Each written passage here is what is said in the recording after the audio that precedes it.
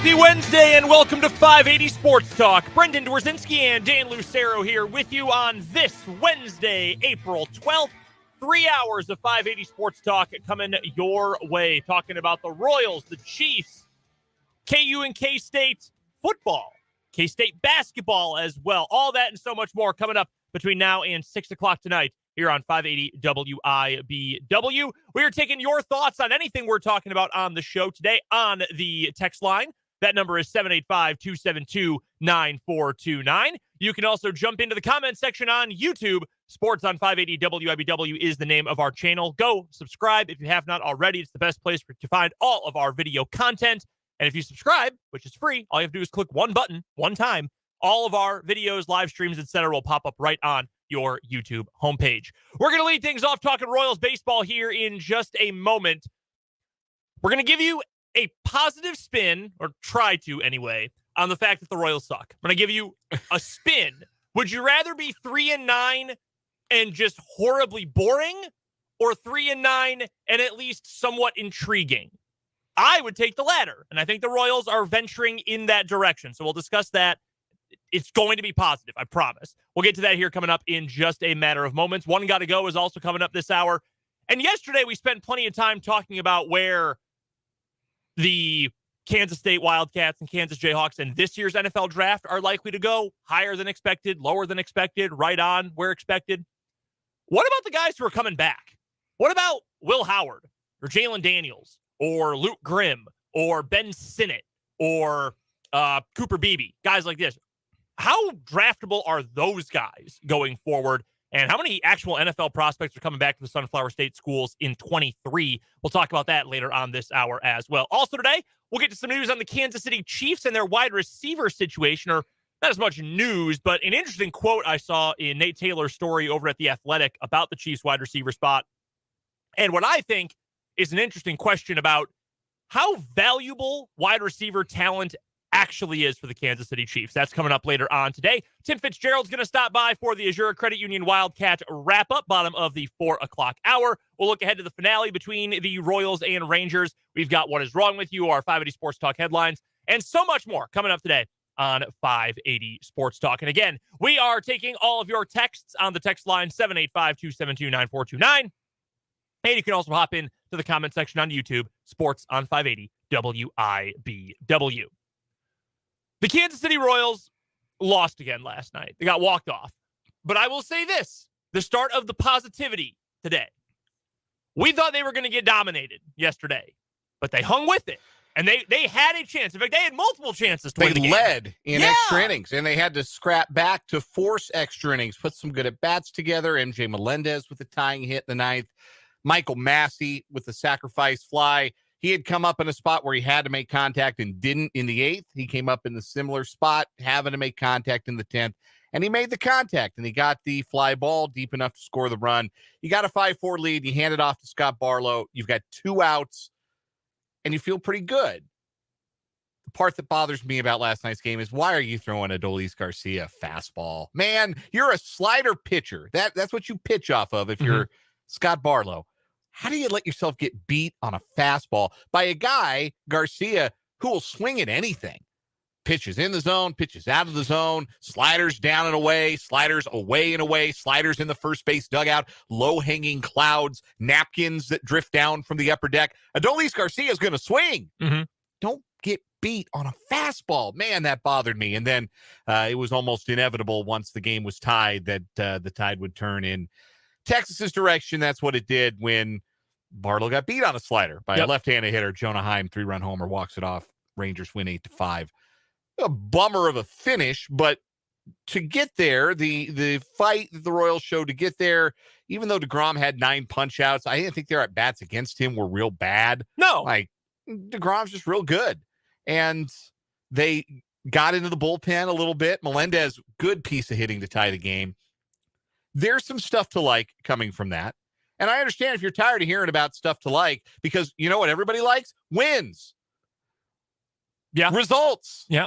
Not being 3-9. No, that part of it is bad. No denying that. But I will say, and I know this is damning with faint praise, I recognize that, but isn't fighting and scrapping even in a game where you probably should lose, isn't that one of the first positive signs of a team that is trying to start getting better? Like, they did not roll over and die. It's a football adage. Bobby Bowden used to say it all the time, that when you're building a college football program, and you've heard me say it, I'm sure, on this program before, first you lose big, then you lose close, then you win close, then you win big. Mm-hmm. So maybe the Royals are moving to the lose close portion of the proceedings with their young team. And there are going to be duds, just like there are going to be. What's the other saying that comes up? Every team wins 54 games. Every team loses 54. You win a third, you lose a third, no matter what you do. Mm-hmm. And it's the other third that determines whether or not you're any good. So maybe this is one of those games, theoretically, that is in that middle 54, that middle third for the Royals, where, hey, they probably should have lost that game in 9 innings, but they didn't. They put together some good at-bats. They stayed competitive against one of the game's better pitchers, stayed in it, took a lead in extra innings, etc. So I'm not super upset about the loss specifically, or about this loss specifically. It is what it is. That's baseball sometimes. But I do think you can look at this Royals team, and while you say, hey, look, they're not good, we know they're not going to be good.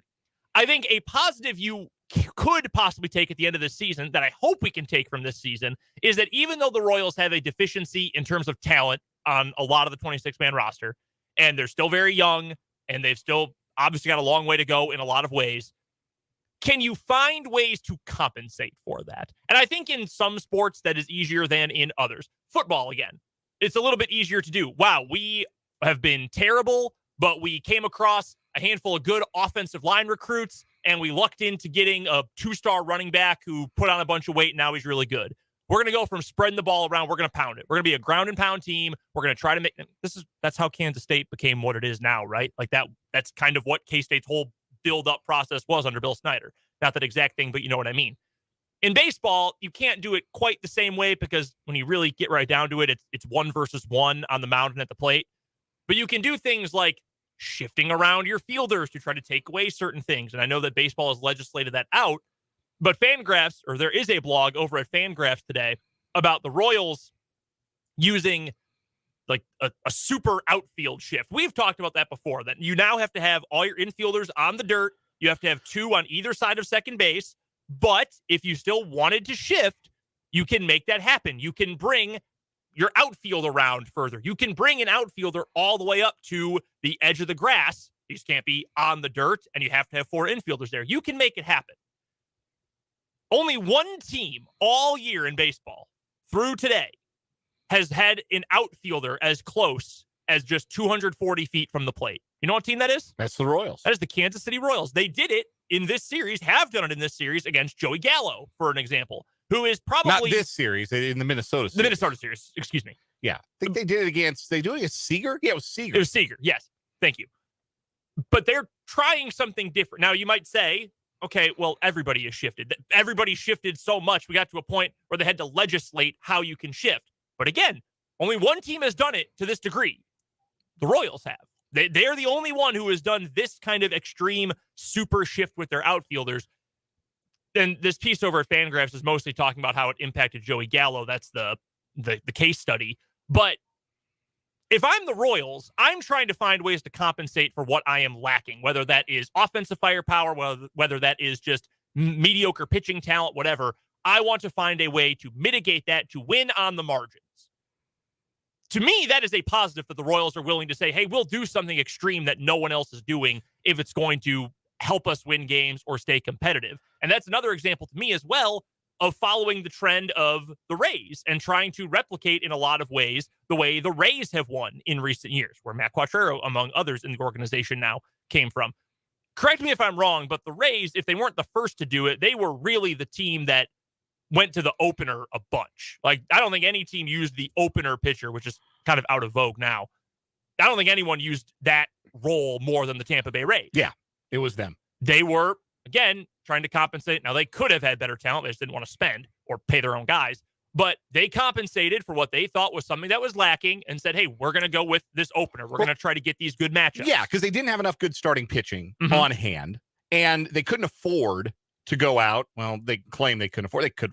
Everybody can afford it if they want to, but they weren't going to allocate free agent resources to frontline starting pitchers. So this is how they would lessen the exposure of the guys who were their bulk inning pitchers to opposing lineups, which was put them in the middle of the game and start the game with a reliever to get some important early outs, try and get out to an early lead.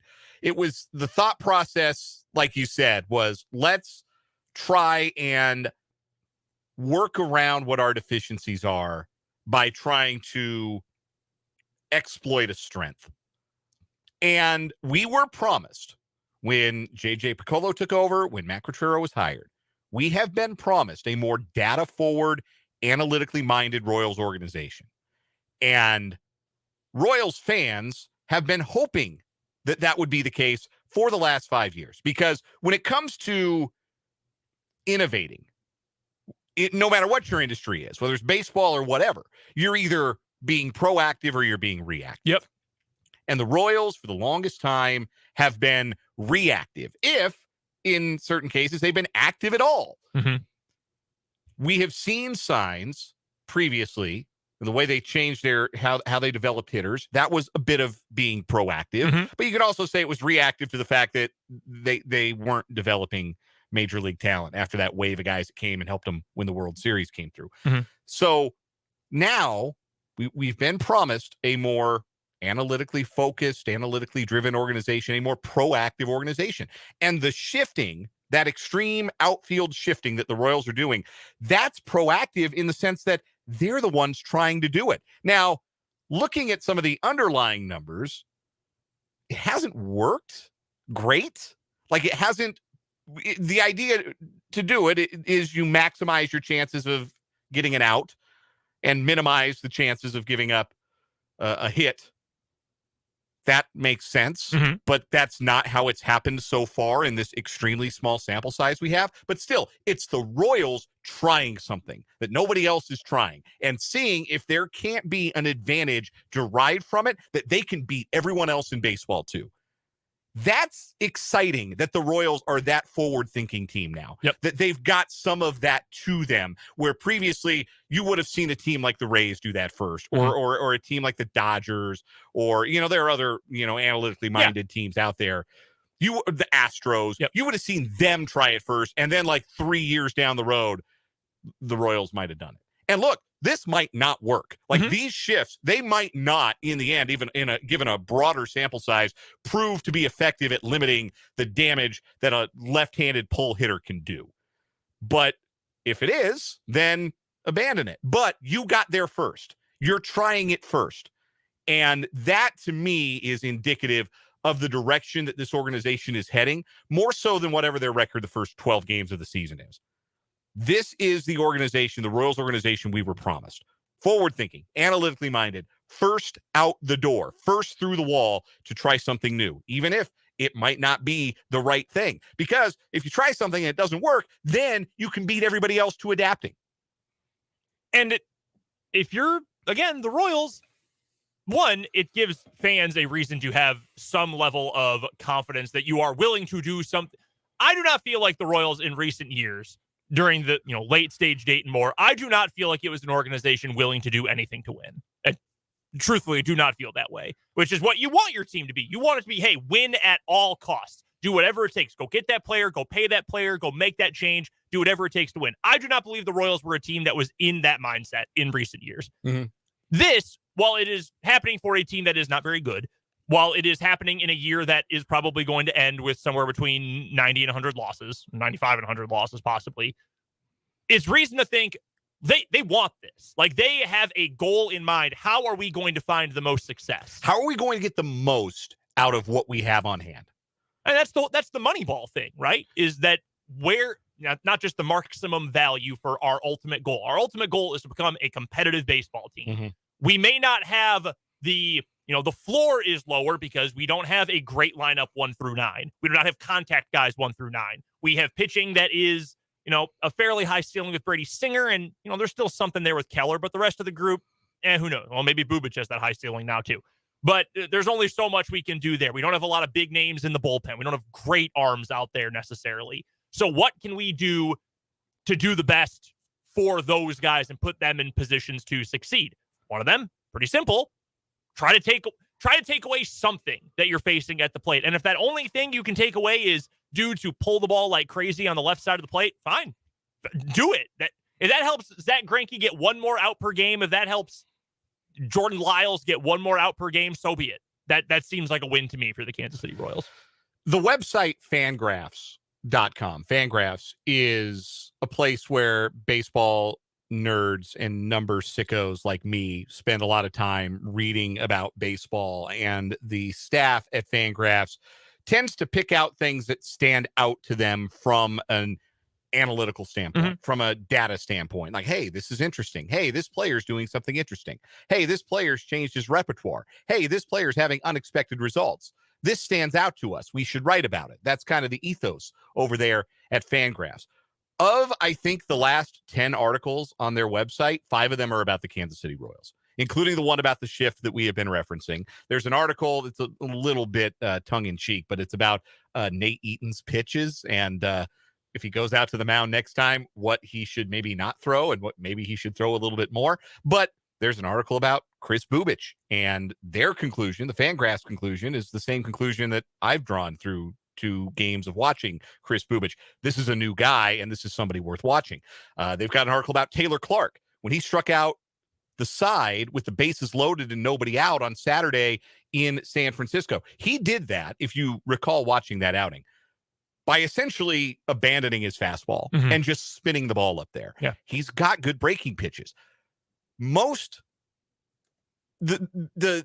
common baseball wisdom, right, is use your fastball, set up your breaking stuff. Like that's been by the book baseball, by the book pitching for years and years and years and years.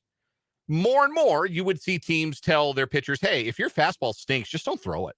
Yeah. Throw it less. Throw it as a show pitch. It's not your primary. It's not your number one. Your fastball is a show pitch. Use the stuff that spins and moves to get hitters out.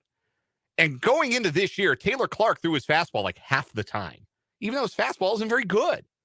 But now he's throwing it less, and he's throwing his breaking pitches, which are kind of good, more. And this is not to say that Taylor Clark is all of a sudden going to be like Mariano Rivera, but by limiting something he doesn't do well and emphasizing a thing that he does, there's a better chance that the Royals can get something useful out of a guy who was basically jettisoned by the Diamondbacks 2 years ago. They didn't want him. And he was a free talent pickup, and he's pre-arbitration, and he might just end up being a useful reliever for the Royals. That's how it's done. This is the organization we were promised. The changes that we were told were forthcoming. They're here. They're happening. You can't see it in the standings yet, but the changes are happening in the front office, and the changes are happening in the dugout, and the changes are happening in the bullpens and on the backfields and away from what you see when you turn on Bally Sports to watch the games every night. That is reason to be encouraged, even if this 3-9 record could not possibly be more discouraging. And look, I get it. If you're a Royals fan sitting here listening right now and saying, if I hear about spin rate or exit velocity or hard hit rate one more time, I'm going to lose my mind. I don't care about any of that crap. I care about wins and losses, and this team doesn't win. Why don't they win? If they hit the ball hard and they're not walking guys, why don't they win? Like, I get it if that's your attitude. Right. 100% I understand. But in the long run, when the players on hand are better and the better players are being tasked with carrying out these instructions that are designed to get the best out of them as players, that's when you see the real results. We have a comment from Matt on YouTube who mentions the fact that the Royals are small market, and you can't bring in, I think referring to the point I made about the overall talent of the roster, you can't necessarily pay to keep guys like the Yankees or the Dodgers or the Astros can or whatever. And I think that's part of my overall point, is that if you've got some limitations, again, look at the Rays as an example of this, you steer into, well, what else can we do to get to the point that we want to get to? And that is not cutting corners, but finding edges. Talk about that in gambling all the time, right? Where's the edge? Whereas, well, these 3 books have the line at -3, but this one's got it at -2.5. You got to find the edge. I think that's exactly what the Royals are trying to accomplish here. And they've never been a franchise that did that. Never, ever in their history were they looking for that edge, and they are now. Like, I think that's encouraging. And I think that's what you have to focus on is the process of becoming an improved organization. That is what is more interesting right now than whether or not the Royals are winning baseball games, because you become a better organization, one that uses data better, the one that is able to get the most out of your players in the long haul. The wins follow that. Yes, it's about this is when we talk about process over results. Results consistently, positively, usually come after building a consistent, positive process. And again, I get that Dayton Moore used to talk about the process all the time, and that got annoying. That became a meme after a while. And then the Royals won 2 straight American League pennants, and it wasn't such a meme anymore. And the difference is his process stunk after a while. Yes, his process, it got stale. It fell behind. Because when you're not being proactive, you inevitably fall behind. The Royals don't feel like a franchise is going to fall behind anymore, or at least accept falling behind anymore. They're going to be looking for that edge. They're going to be trying the new thing, even if it's not the right thing. They're going to try it and see. Because what's the harm in trying? Right. If you're 3-9, there's no harm. No, none at all. We're going to talk more Royals baseball later on in the show. In fact, we're going to talk some more baseball in general coming up next segment in a round of One Gotta Go here on 580 Sports Talk.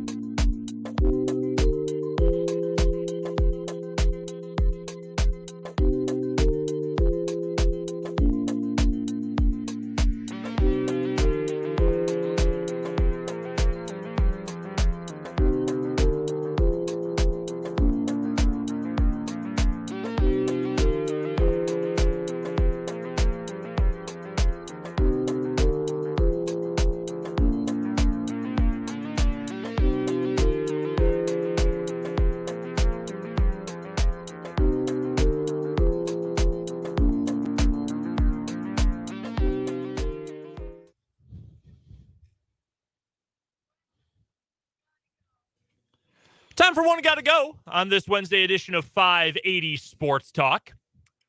For my One Gotta Go today, Dan, I love looking at the early season MLB stats leaderboards because you often end up with good players at the top, but maybe not your, the usual suspects necessarily, the whole small sample size thing. Right.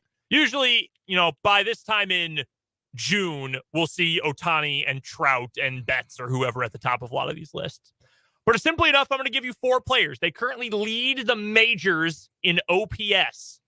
Adam Duvall of the Red Sox, Matt Chapman of the Blue Jays, Luis Arraez of the Miami Marlins, and Brandon Lau of the Tampa Bay Rays. One's got to go. One of those 4 players has to go. Well, the easy answer, since he broke his wrist 2 days ago, is Duvall. Assuming no injury. Yeah, Duvall, bad deal. Rolled up on his wrist, trying to make a sliding catch in center field. It was the 9th inning too against Detroit. And an unfortunate injury. Arraez has won a batting title. As far as in OPS leader, maybe the power is a bit of a early season mirage, but he's the first Marlin to hit for the cycle ever. Yeah, I saw that. 31 years, and they've not had a cycle. That's wild. You know what else is wild? It's been even longer since the Royals had somebody hit for the cycle. Sick. Do you know? I'm gonna let you guess who the last Royal hit for a cycle. I'm gonna let you guess. More than 31 years. See, I'll give you the year. 1990. I'm not gonna get this. Brett. Correct. You got it. That was George Brett. Well, yeah, I knew you'd get it. That's the nice thing about covering a team that has like one player who is so far above the rest. I mean, the Royals have had many great players, but there's George Brett and there's everyone else. All right. Well, that's nice. There's one other player one other team that has somebody who's been that long since they've hit for the cycle longer. And I do not know. I might have to look that up. But anyway, my answer to one got to go there. It was Duvall, Chapman, Arraez, and Lau. Yeah, I still think I'd probably say Duvall because there's a lot of swing and miss to his game. Chapman, I think, could have a big year. They've moved the fences in and down at Rogers Center. Yeah. There's going to be a lot of dingers in Toronto this year. Unless you hit it toward Kevin Kiermaier. Arraez has won a batting title, and Lau was hurt most of last year, but the year before that, he hit 39 home runs. So, he can stroke it. Yeah. So, yeah, Duvall's my answer, even without the injury. I was going back and forth with Lau and Duvall. I've always liked Matt Chapman's game for a long time, and Arraez is a stud, who no one talks about because he played for the Twins and now for the Marlins. I'd probably lean Duvall, too, because I think the swing and miss is a little bit more of a concern, but again, that's a good group of players, but not normally who you would think would be at the top of the list in terms of OPS in Major League Baseball. Duvall, by the way, before the injury, also I think leads the majors in slugging at over 1,000. Yeah, next is Matt Chapman. How about that? It is the Cincinnati Reds, by the way. No, that tracks. Gone the longest since they had a player hit for the cycle. You have to go back to Eric Davis in 1989. Oh, my God. For the last time. Wow. That 1989. How about that? Have you ever seen a cycle in person? No, I never have. I have seen 2, one in the minors. Wow. And one in the majors. I saw Fred Lewis do it for the San Francisco Giants. It's the only reason I remember Fred Lewis. An otherwise pretty forgettable outfielder for a few years in the 2000s. But he hit for the cycle at Coors Field against the Rockies. And also saw the great Chu Freeman do it at AAA Colorado Springs for the Sky Sox. Huh. We were talking about this in the office today, in case you didn't see this. A player for the University of Indianapolis, UIndy, their Division II, GLVC is the conference, I believe. He hit for the cycle and threw a no-hitter in the same game. Same player. He was pitching and hitting, and he hit for the cycle, went 4 for 4, 5 RBIs, including a home run, and also had an 11 strikeout no-hitter. That's one of the greatest individual sporting performances of all time. It's pretty good. Shohei's going to find that hard to top. Of course, if Shohei did it, his team probably lose. Oh, yeah. They'd be like that. The Tungsten Armo Doyle tweet. Yeah, that'd be like the Trash Pandas game the other day. They'd still find a way to lose. They'd find a way to lose that game. Yeah, they'd lose 2-1 on like 2 walks and a fielding error. And the home run would be solo. There'd never be anybody on base. Yeah, they'd lose. They'd find a way. For my one gotta go today, I had one and then I completely lost it. We were talking about baseball and I was really enjoying it. And then I just completely faded away on me there. We can go dig through the sports, football, college football, NFL, NBA. I can give you a crazy stat right here. Jared Kelenic of the Mariners just hit a 482-foot home run. That is I believe, the 3rd longest home run of the season. That's crazy. It's 3rd already. Yeah. Giancarlo Stanton hit one 485, And last night in Denver, CJ Cron hit one 479 feet. That's pretty good. Are they playing in Denver? Yeah, they are. Yes. Yeah, they are playing that series in Denver. Yeah, Cubs had a good series against the Mariners. Good win in a low-scoring game on Monday, then a crazy game yesterday, and now they're down 5-1 late in the game against the Mariners. So my wife's team gets one win. I got home yesterday from the gym, and I'm sitting down to have dinner, and I asked my wife if she would like to turn the Cubs-Mariners game on because her team was up big. They were up 7-1 when I checked the score when I walked in the third inning.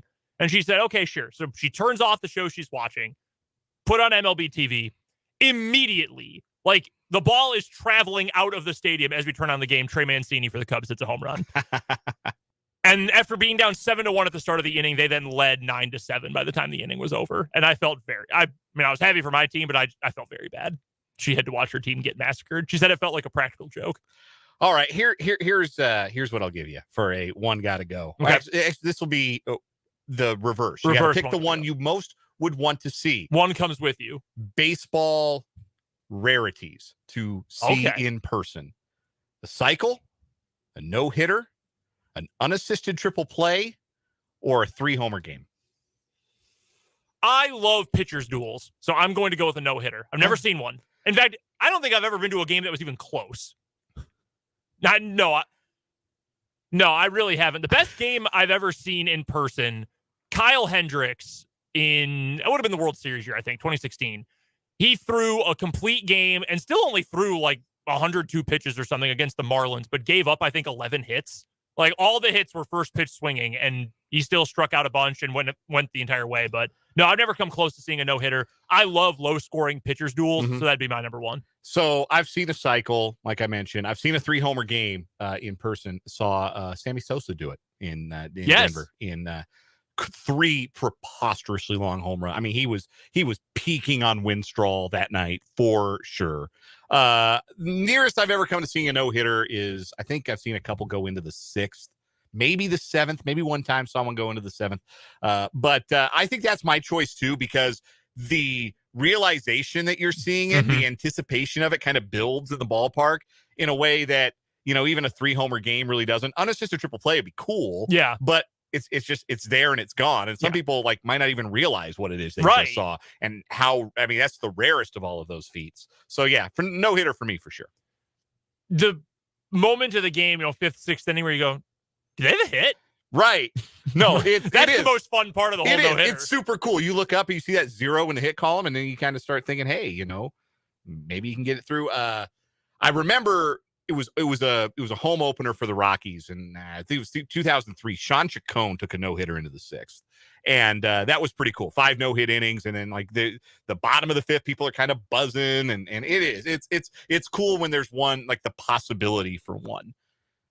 So to see one actually completed would be that's a bucket list thing for me. That'd be sick. That would be awesome. Any level too. Like if I was at a high school game and I saw one, I'd be freaking out. I have broadcast one. Really? Yeah. In it was a district playoff game when I was doing high school baseball in Northeast Colorado. Kid for Faith Christian, David Bodie, Cub great, Pierce Johnson, Rocky great, alma mater.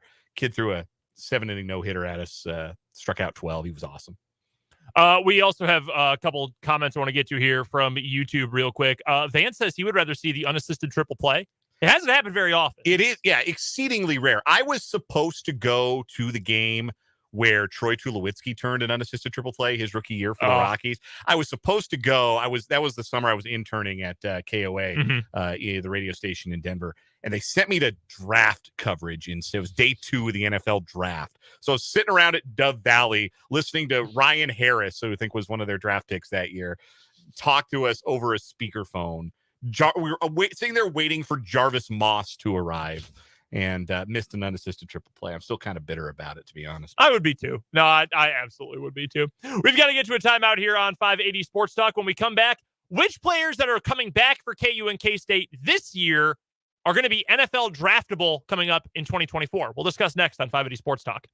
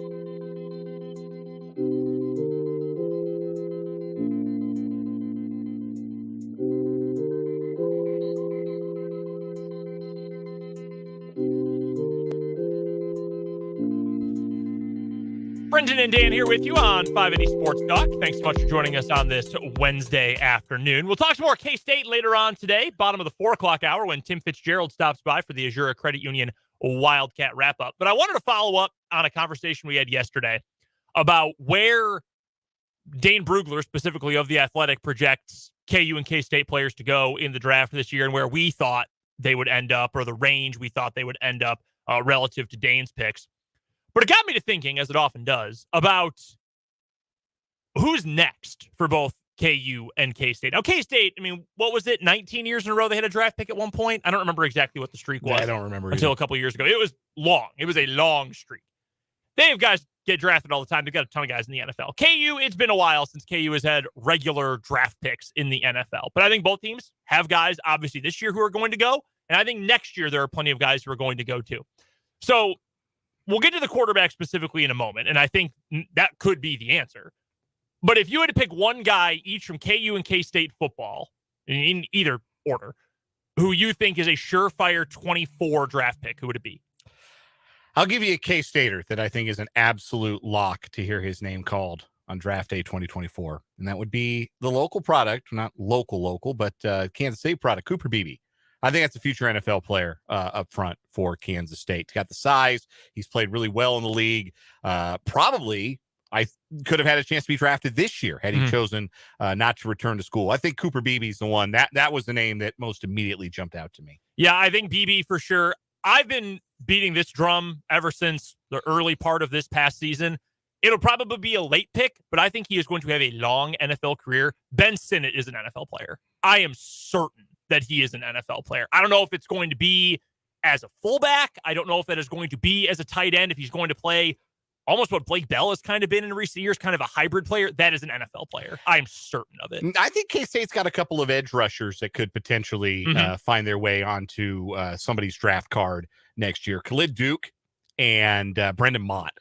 To me, they've got the size, and they've got the speed, and they've got the proven pass rushing ability. I think those guys are both NFL players or NFL draftees. I think Duke is the more, and this isn't a slight at Brendan Mott, but I think you have a wider range of outcomes probably with Duke because the injuries are a concern. The fact that he has not been on the field as much as you would like to see him out there, that's a worry. But I think I don't think his ceiling is all that much further down than Andrew DK Uzama, and I think Felix is a great player. But I think Duke has that kind of potential. Can you realize it and actualize it if you're not on the field a ton? For KU, and I'll avoid Jalen Daniels here for a second, offensively, the guy I see is, I think Luke Grimm can be an NFL player. And I know it's a meme. I know it's a joke at this point.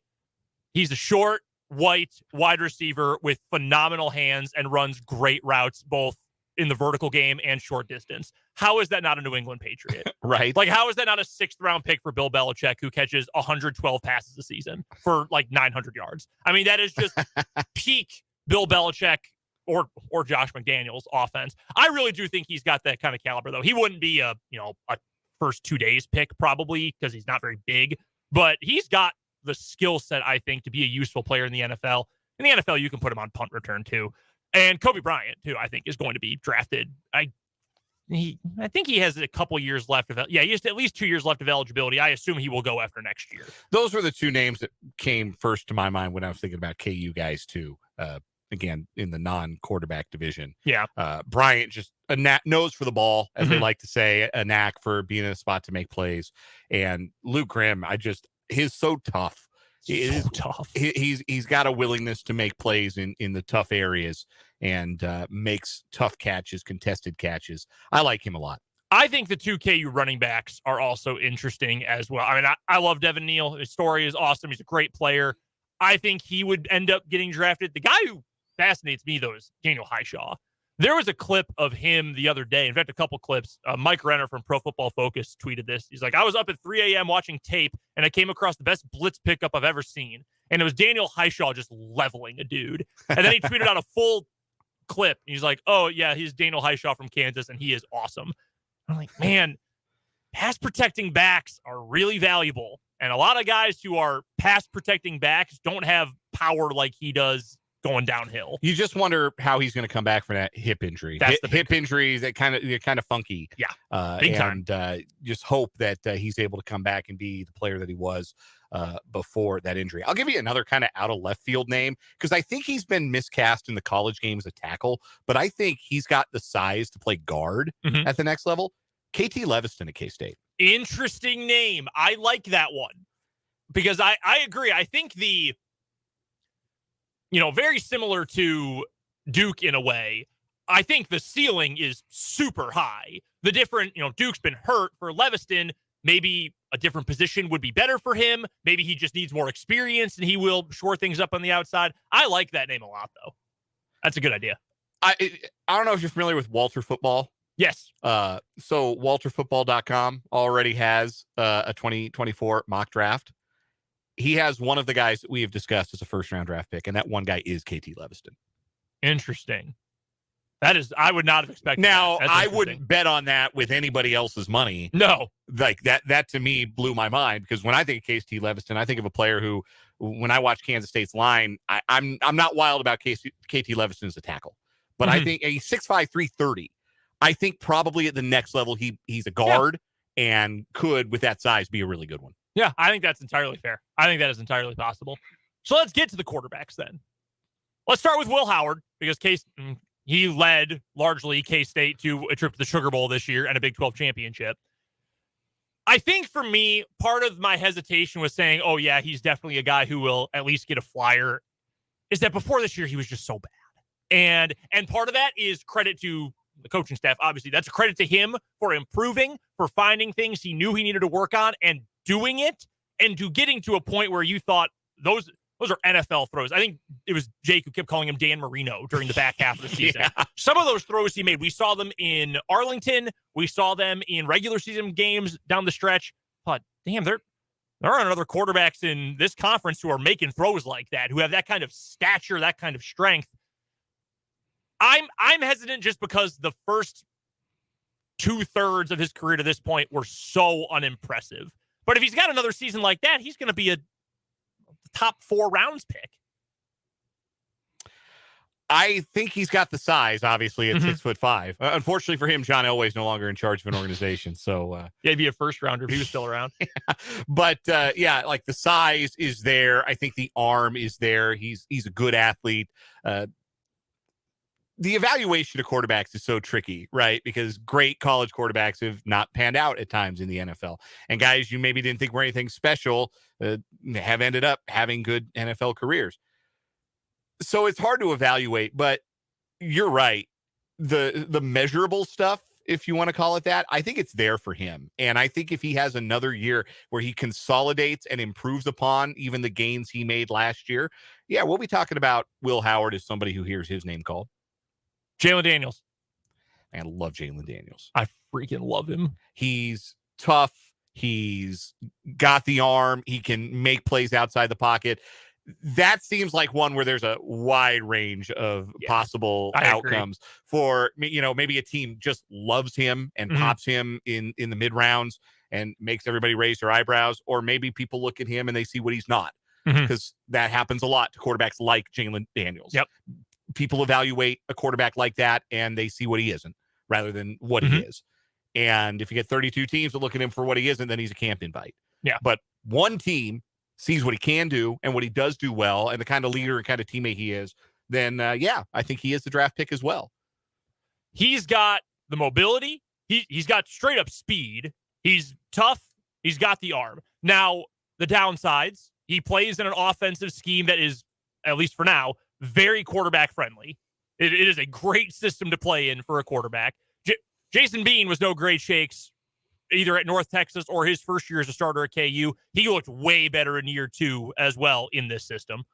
And the fact that he's a mobile quarterback who already has a severe injury or a fairly severe injury, that's going to scare someone. Some team that might otherwise like him says, no, guy who's already had a shoulder injury, I'm going to back off there. I think there is going to be a team who is interested in him, who is fascinated by, again, what he could be. And I'm hoping that just in general, we are in an era where we view draft picks more as what do they have and what can they be, as opposed to what are they not. if the Chiefs felt that second way, the more reactive way, Patrick Mahomes is not a Kansas City Chief. That's the kind of thinking that got Jared Goff to be a number 1 overall pick. Like, he's safe, he's steady. And then a year later, Mahomes, and he played in that air raid system, and he's just going to be, Brett Favre, like all those interceptions and all that. No, I mean, look at the arm, look at the playmaking, completely different. So if you want to view him like that, I think he is an NFL player. At the very least, he's a backup who comes in and you say, oh my God, we got to deal with the running backup. That is the last thing a defensive coordinator wants to deal with. The backup who can run. Right. Because then, we don't need to worry about his arm. The playbook's going to be super dumbed down. Oh, shoot, now he just broke off a 15-yard run. You do not want to ever see that as a defensive coordinator. I think both those guys have potential NFL futures, but it is going to depend on this year. Like, I think Cooper Beebe's an NFL guy no matter what happens in 23. Because he would have been drafted this year, 4th, 5th round if he'd come out this year. He'd have been a day 3 guy. So it's a pretty cool spot to be in, to have both teams with legit next level guys. It's been, again, for KU, a long time since it's been anything like that.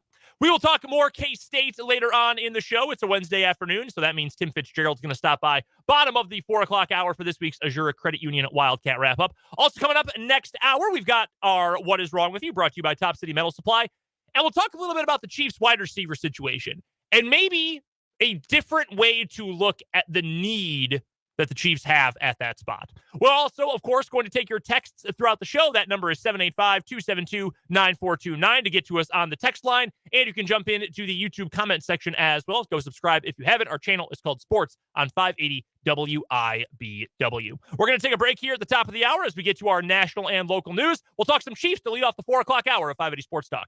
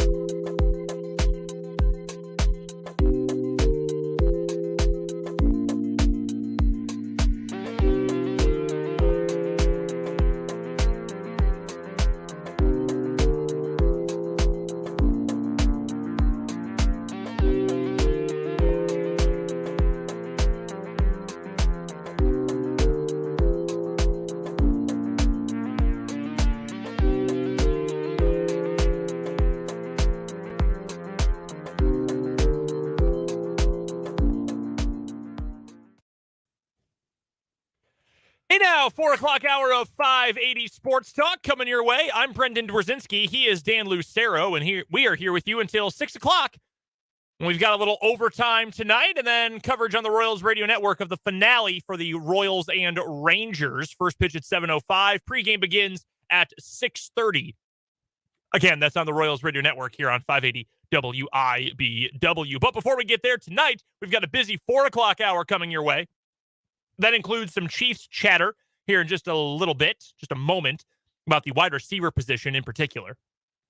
Our What Is Wrong With You for the day coming up just after 4:20, brought to you by Top City Metal Supply. And Tim Fitzgerald of GoPowerCat.com will swing by for our weekly conversation about all things K-State in the Azura Credit Union Wildcat Wrap-Up. As always, you are welcome to be a part of the show. Hit us up on the text line at 785-272-9429. And you can also jump into the comment section on YouTube. Sports on 580 WIBW is the name of our YouTube channel. Go check it out, subscribe, check out all of our live streams. You can go back and watch the old shows. It's not a thing that it happens, then it's over and it's gone. You can go back, and if there was a conversation you really liked yesterday when we were talking about Lonnie Phelps and about Earl Bostic and all the K-State guys who are draft eligible, you missed that conversation, boom, just go to the YouTube channel, go back to yesterday's show. It's all in a playlist, easy to find, and you can go check that or any of our old content out. It's all on our YouTube, including today's live stream. Our channel is Sports on 580 WIBW. I saw this quote today in The Athletic in a story from Nate Taylor about the Chiefs wide receiver. So the overall piece is essentially, what does the focus on the wide receiver room look like for the Chiefs now that Odell Beckham Jr. is headed to the Baltimore Ravens? We knew, based on Nate's reporting, and Nate's super tied in. He does a great job at The Athletic. We knew that the Chiefs were interested in OBJ. Matt Verderame even told us on Monday, hey, if the price had been $6 to $8 million a year, something reasonable, like, sure, you take a swing. He can probably help you with that number. He got $15 million guaranteed with as many as $3 million more in incentives. Yeah, I would pass on that too. So this piece by Nate, it's not super new information. A lot of it is, okay, well, here's some of the wide receiver targets they have decided not to go after. Here's what happened to their free agent receivers. Here's what the rest of the offseason has looked like. That's generally the feel of this piece by Nate Taylor.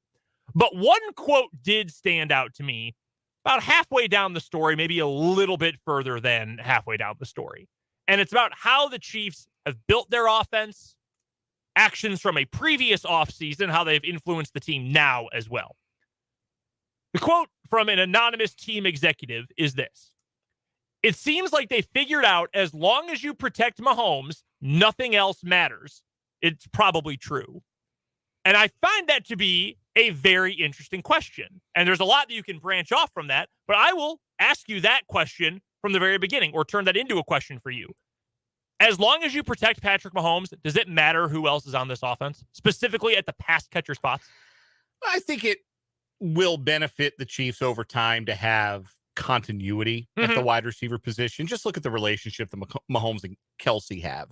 And I don't mean like the interpersonal relationship, which obviously seems very nice. Nice enough that Mahomes can ridicule Travis Kelsey for his terrible first pitch in Cleveland on Twitter, and nobody's going to get hurt feelings about it. But just the understanding that they have when they're on the field together, that on a certain play, Mahomes may go in this direction, and if Kelsey looks up, Mahomes is moving in a certain direction, that means he's got to go here. And that if he does go there, Mahomes is going to find him and put the ball on him. That sort of understanding can only really be gained from having been teammates for a while. Oh, yeah. And so I think in the long haul, it will benefit the Chiefs to have guys who play with Mahomes for, 3, 4, 5 years of their career instead of having, 1-year rentals like Juju Smith-Schuster ended up being. So I think that is a benefit. But do I think that the Chiefs need to have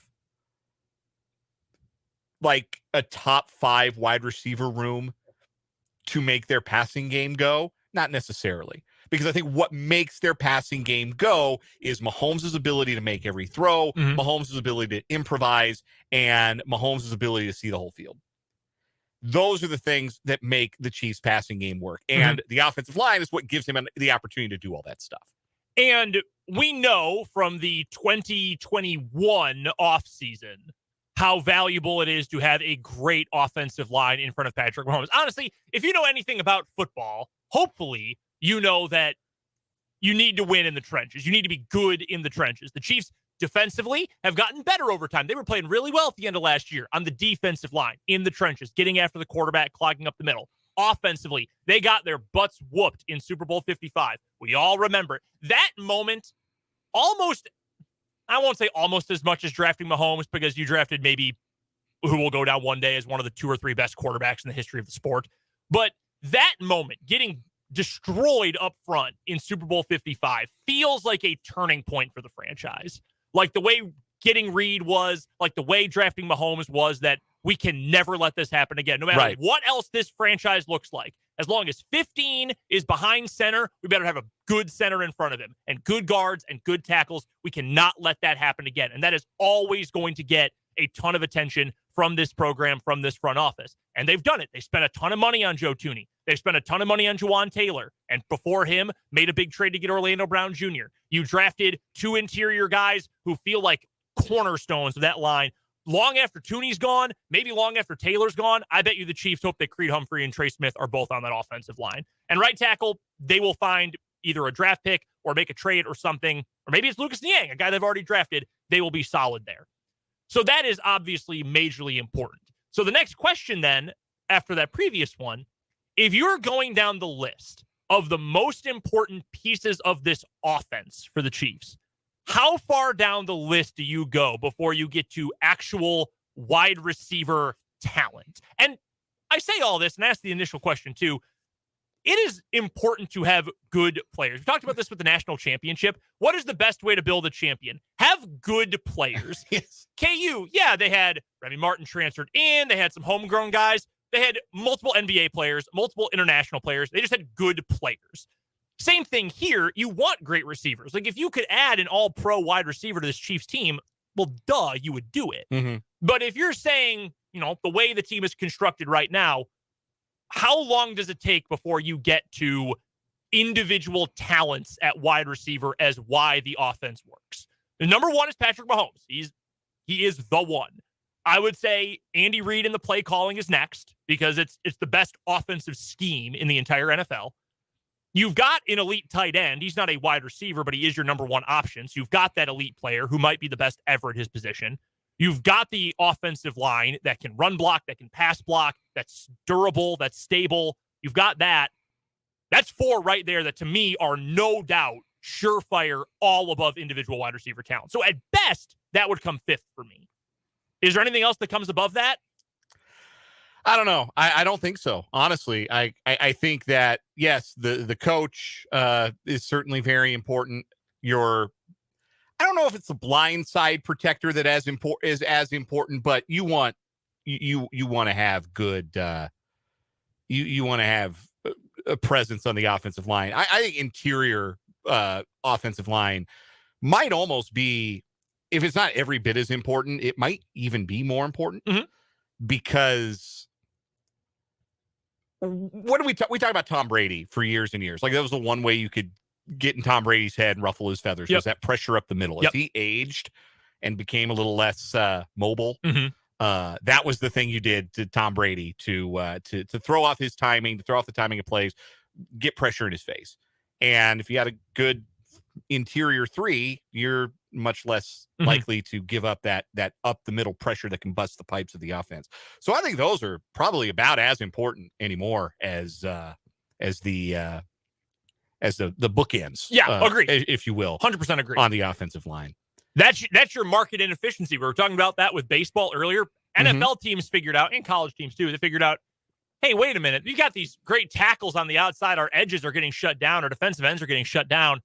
What if we brought extra pressure up the middle? What if we moved some of our pass rushers to the inside? What if we put them in the A gap? What happens then? You destroy quarterbacks, especially guys who are less mobile. So I agree with you entirely on that. And then I think you do have to have, like, for this Chiefs offense we're talking about right now, like, Kelsey is the next thing. Right. Because who he is and the fact he's maybe the best tight end ever play the game. But yeah, I think you have to put you prioritize the offensive line ahead of wide receiver talent. Like that's the suggestion from the quote from the article, right? Exactly. Is if you put the offensive line in front of Patrick Mahomes, the rest is going to take care of itself. I still think, you'd rather have like one, like no doubt wide receiver Sure. one. Like I'm sure the Chiefs would love to stumble into another Tyreek Hill or take another Tyreek Hill intentionally. Mm-hmm. They'd love to find another guy who, maybe they did not have that one-of-one speed, but is no question like this is 100 catches, this is 1,500 receiving yards, this is 10 touchdowns. Like to have that guy. But the way Mahomes can spread the ball around, the way he can see the whole field, his willingness to make any throw and involve anybody in the offense, he'll let throws rip to guys that for a lot of quarterbacks, they might only make to one or two guys that they'll trust to make the catch. Yeah.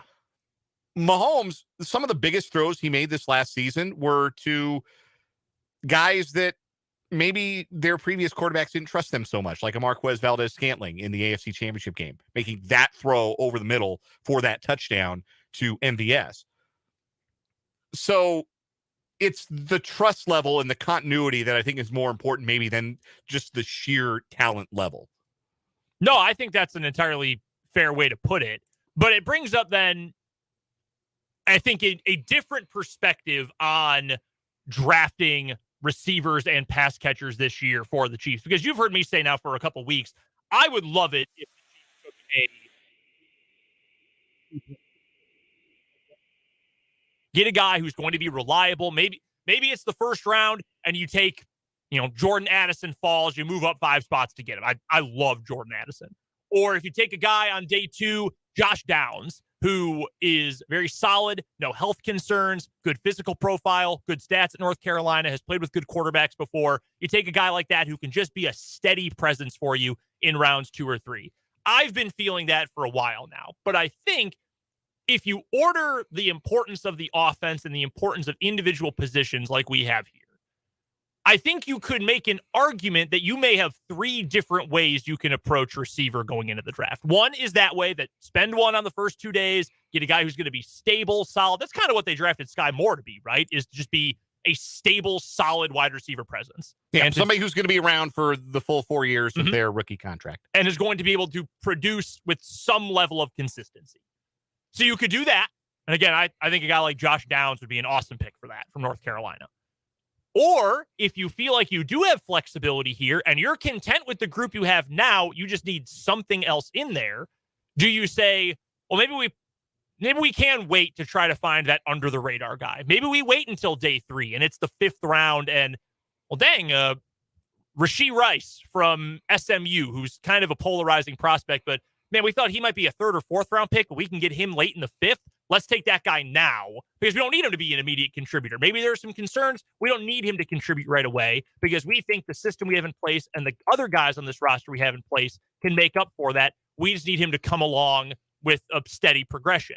Or the third way you could look at this, do you take a huge swing? Do you go after a guy who maybe has a boom or bust profile? Do you go for the home run swing? And maybe that's Jalen Hyatt. That's the name Matt Verderam brought up earlier this week.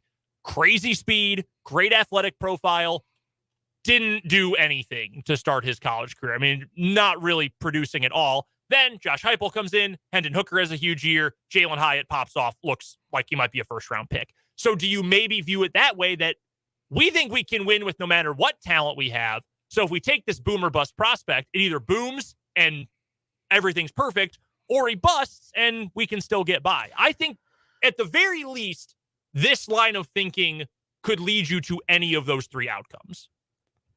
Yeah, we have talked to multiple people on this show who think the Chiefs are going to take a pass catcher. Some people think it'll be early in the draft, day 1 or 2, but I think everybody agrees that there's going to be a rookie in that wide receiver room somewhere. Let me throw a name out at you because I think you dig a little deeper into the draft weeds than I do at times. So I want to get your opinion on a prospect I've been seeing a lot about lately. Somebody who, maybe the measurables don't love this prospect, but there are some that where he really stands out. What do you get Tank Dell out of Houston?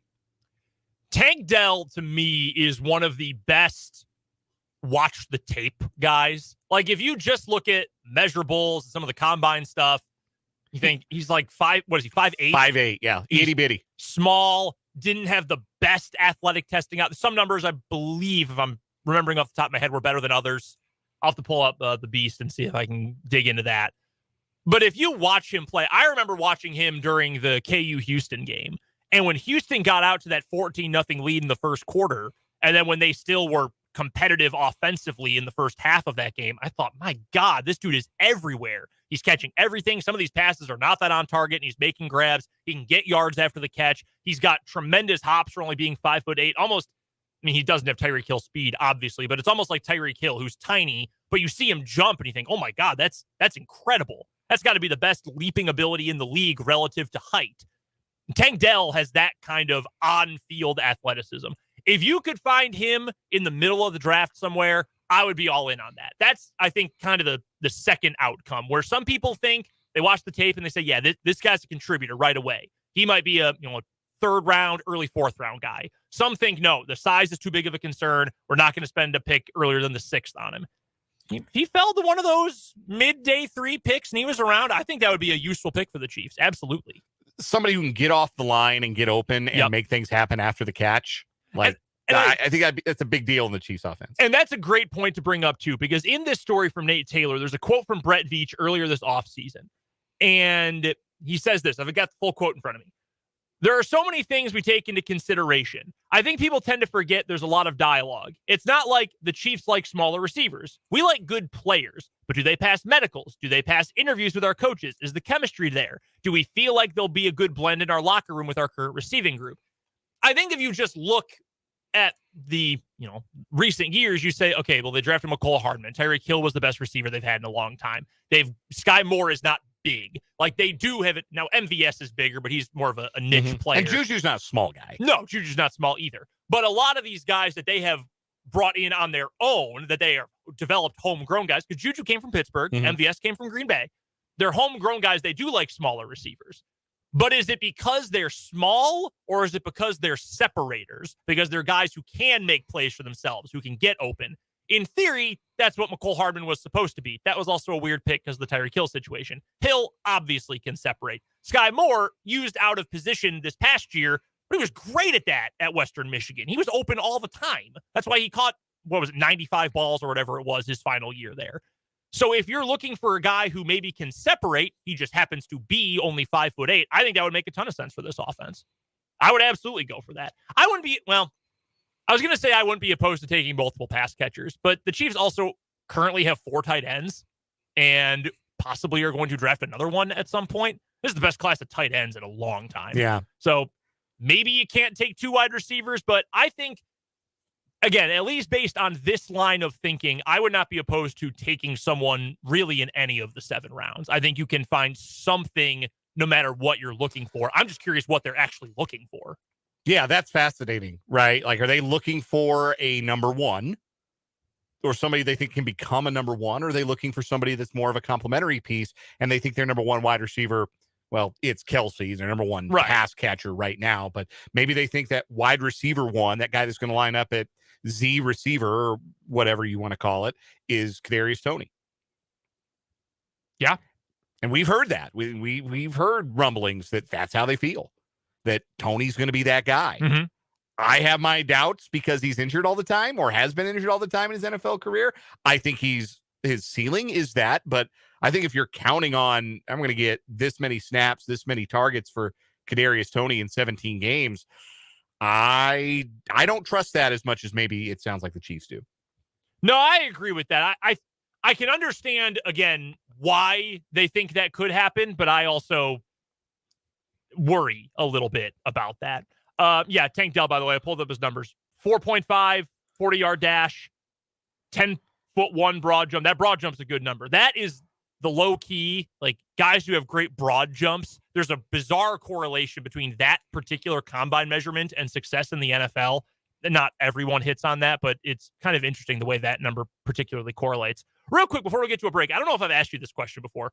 Do you have a favorite wide receiver in this class?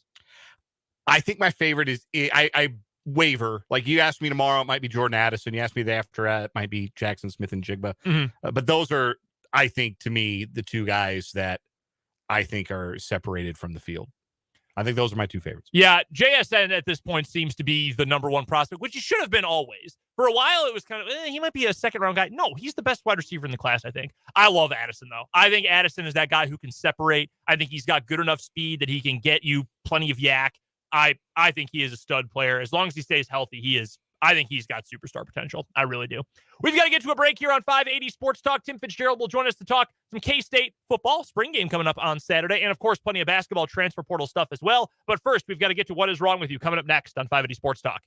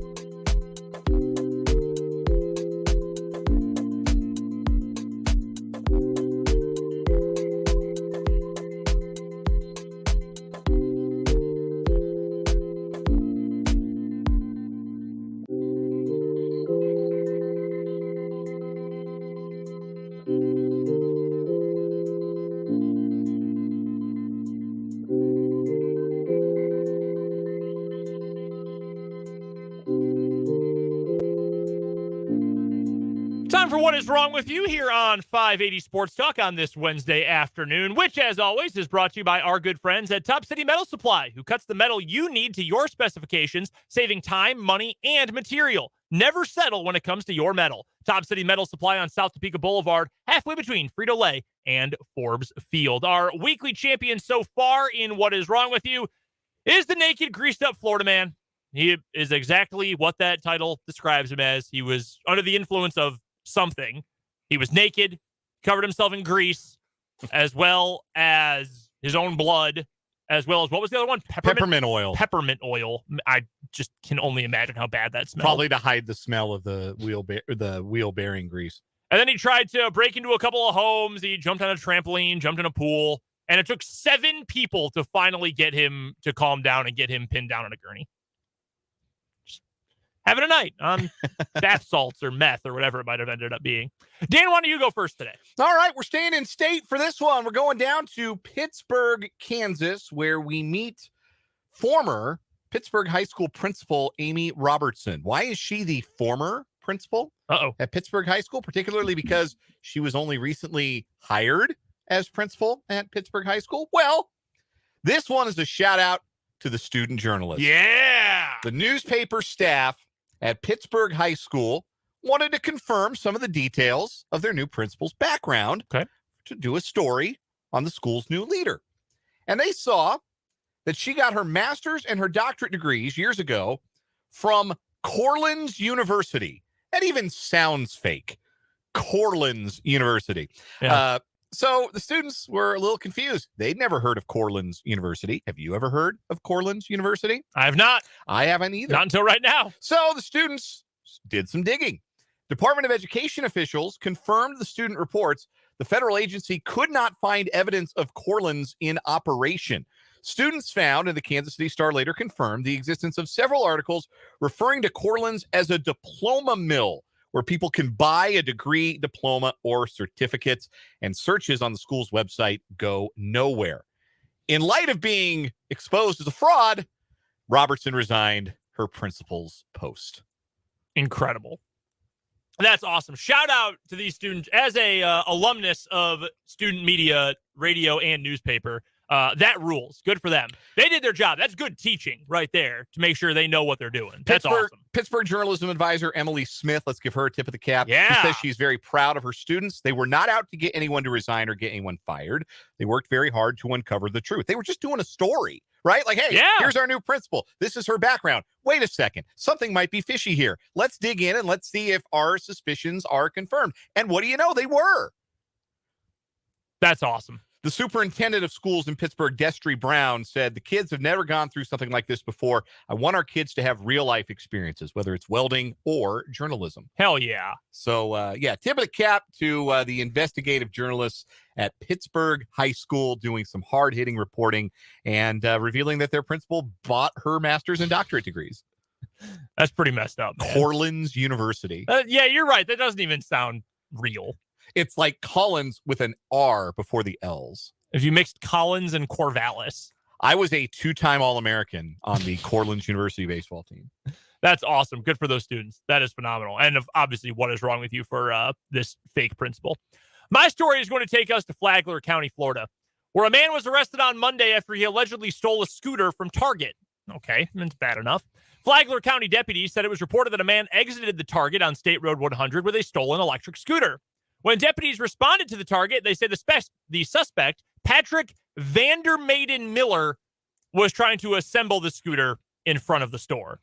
According to the sheriff's office, drug paraphernalia was also found in his pockets. You don't say. He was arrested on possession of drug paraphernalia and petite theft. So I guess that was his getaway vehicle, was this electric scooter. And he just took it right out in front of the store. There's actually video of this. I mean, he's right by the carts outside the store. And he just tried to put it together. He didn't have a shirt on, naturally. And yeah, he just figured, why would I go hide and do this when I could do it right out front? Similar to the guy we had earlier in the year who stole, or was it last year? Was he a finalist? He was a finalist, the guy who stole the TVs? Yeah, right outside of the Walmart and then tried to sell them.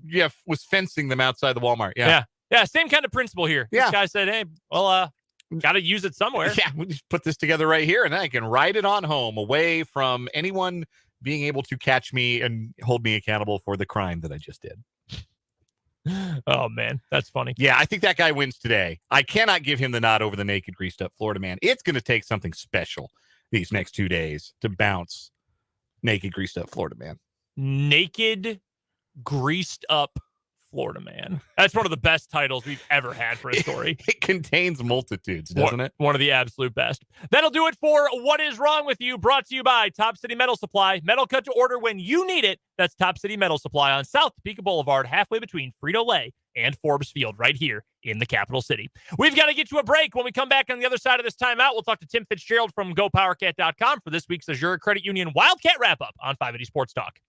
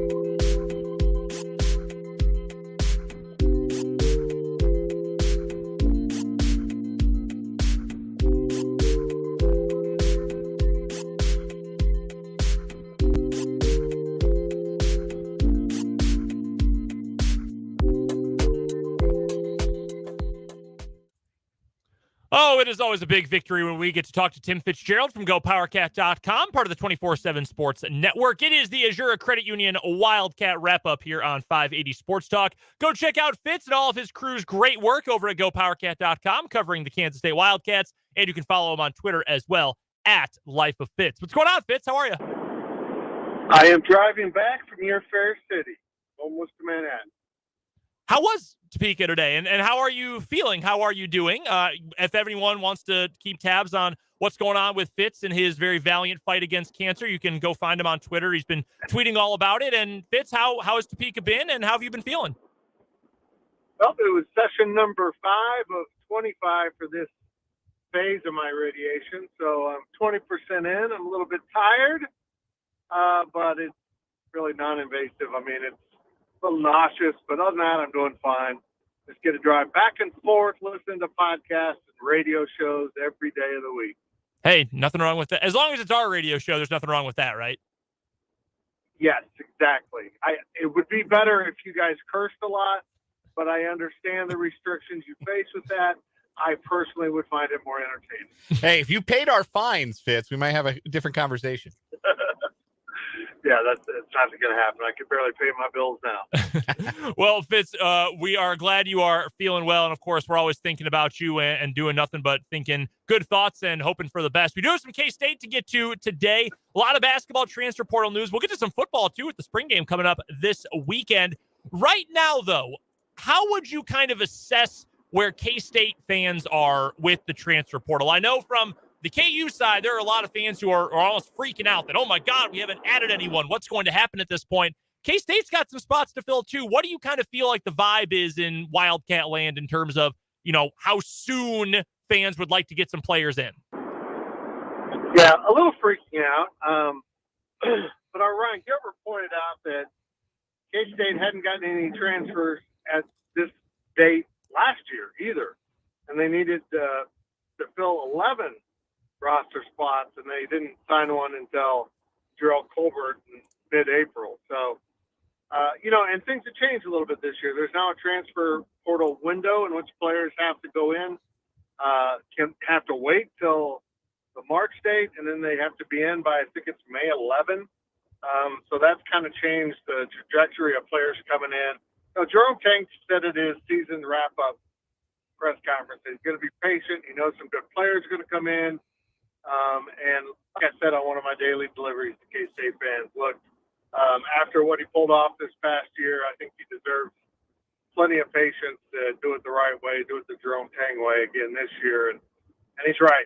There's good players going into the portal every day, and we still got basically a month of available dates for them to still jump into the portal.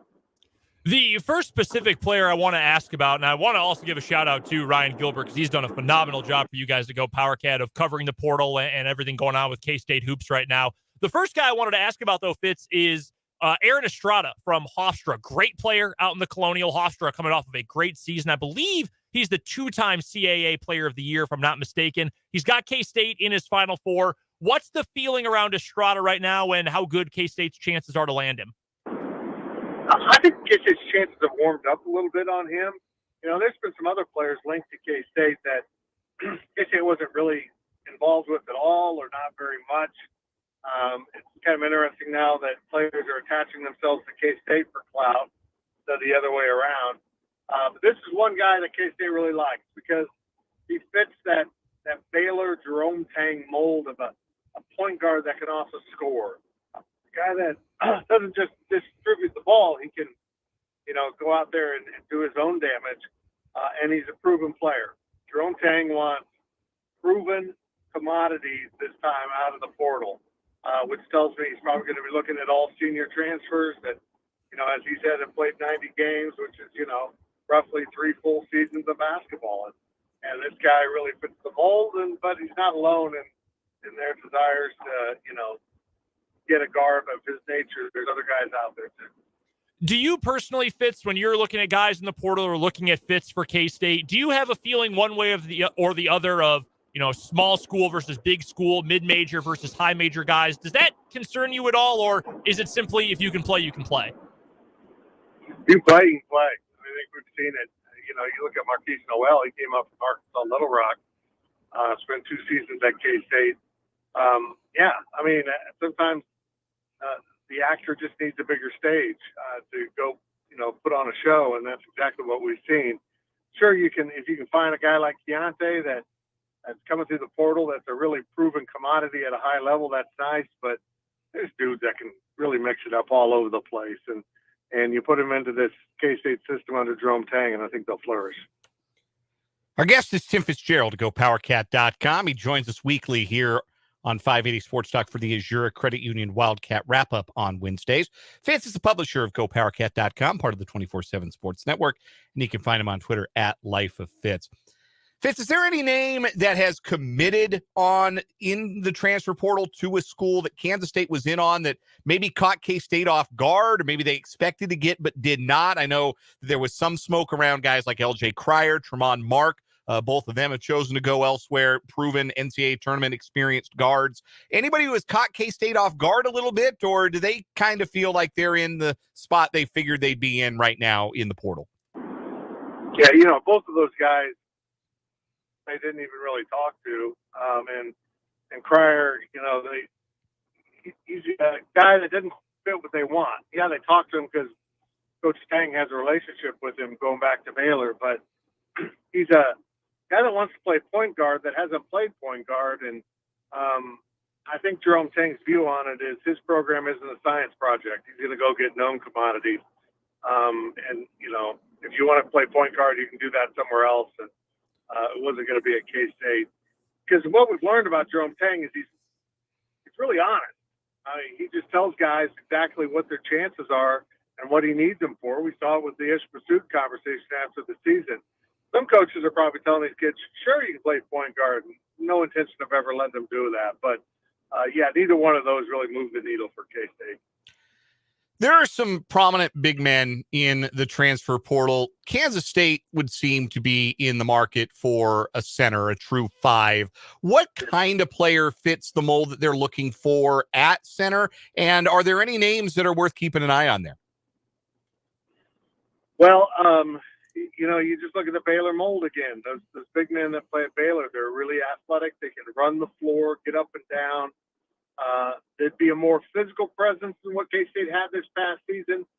There'd be more of a shot blocking backline defense type of guy. But he doesn't want to give up athleticism to get that. So it's a lot to ask for. I think there's some kids out there, to be honest, I'm not as up to speed on those kids as much. And I don't think the right fit has popped into the portal yet, but they're confident it will happen.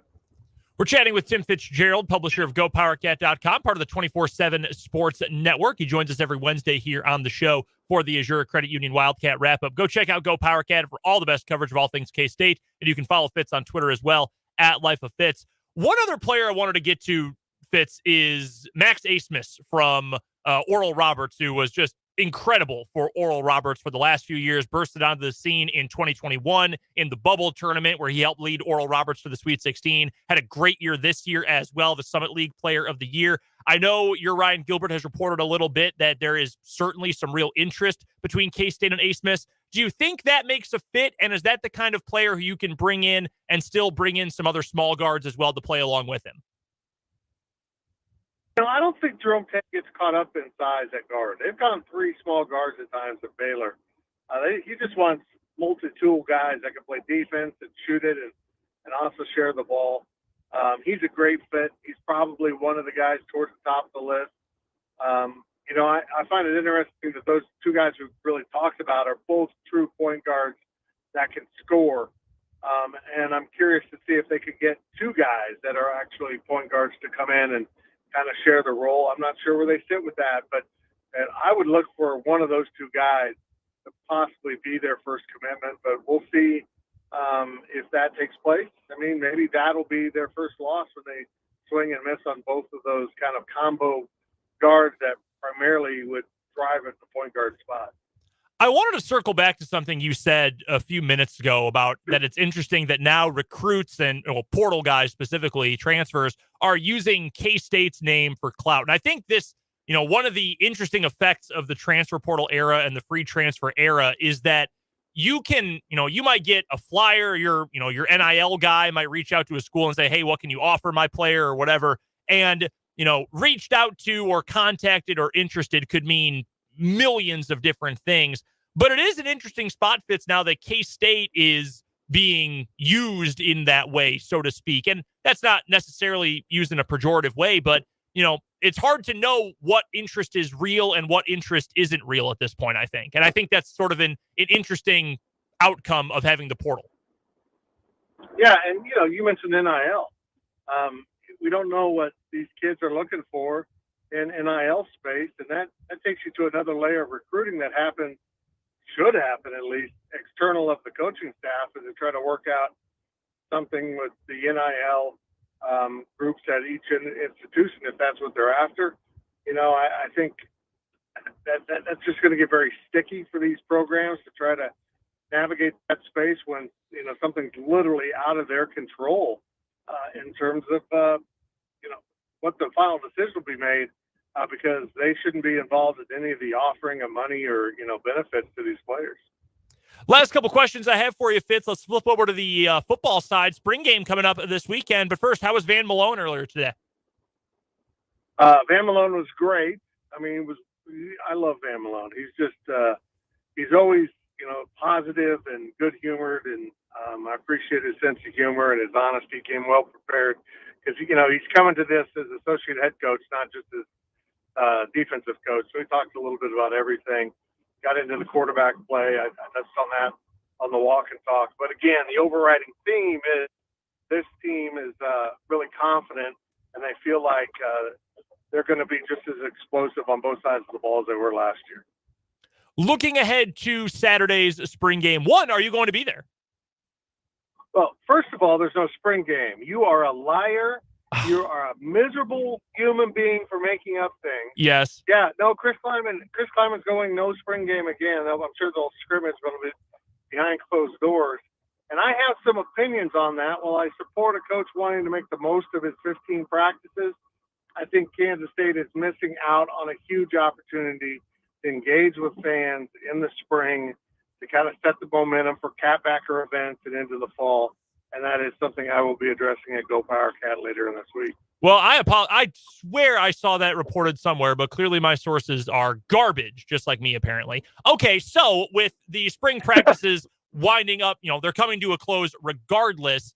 Since we won't get to see anything in particular as practices wind down, what is something you hope was accomplished this year during these spring practices? With 15 times, you can take the field, work things out, work on the depth chart, figure out who may be transferring out, because that's now part of the college football landscape as well. What are you hoping, Fitz, was accomplished in these 15 days? It's just been really important to build the depth. This has been a long-term project for Chris Klieman, is to consistently build the depth across his roster. That was something Van Malone talked about today. It was there's so much more young talent in the program now that they just feel really good about where they're at. And now they've got guys that are ready to step up. When you lose to Felix Dike Uzama, you move a Khalid Duke back into the DN spot, I feel like they're going to be good there.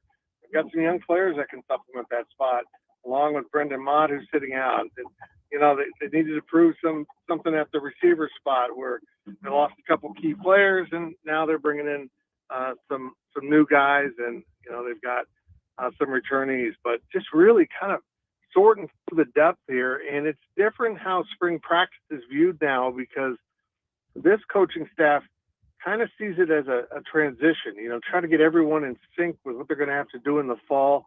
Where in the past, I think old school coaches wanted really physical and teach the physicality of the game and get guys banged up so they can heal up over the summer.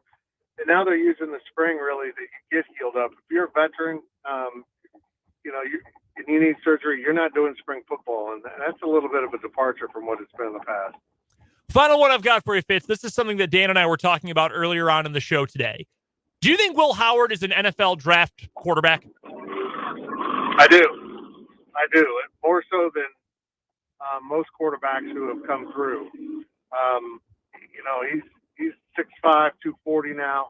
He still can run the ball a little bit. His arm strength is, okay.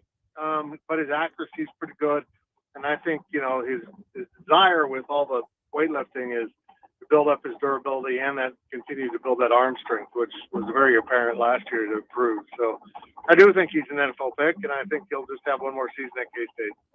I don't know that this is the necessarily best comp. I don't know that this is what, Mel Kiper is going to say about him, but your pal and ours, Jake Laban, called him Dan Marino multiple times last season. So if you're comparing anyone to Dan Marino, you're probably NFL bound, I would guess. Yeah, I would think that's fair. Don't count on winning any Super Bowls, but that's a nice comparison. Tim Fitzgerald is the publisher of GoPowerCat.com. Head on over to GoPowerCat for all the best coverage of all things K-State. It's part of the 24/7 Sports Network. You can also, of course, find Fitz on Twitter at Life of Fitz. We always appreciate the time, Fitz. Thank you for taking it for us. We appreciate it. We're thinking about you. Enjoy the podcasting tonight. I know we've got some new podcast episodes that are going up at GoPowerCat soon, and we'll talk to you next week. Thank you, boys. You got me almost all the way home. I appreciate it. Love to hear it. Thanks, Fitz.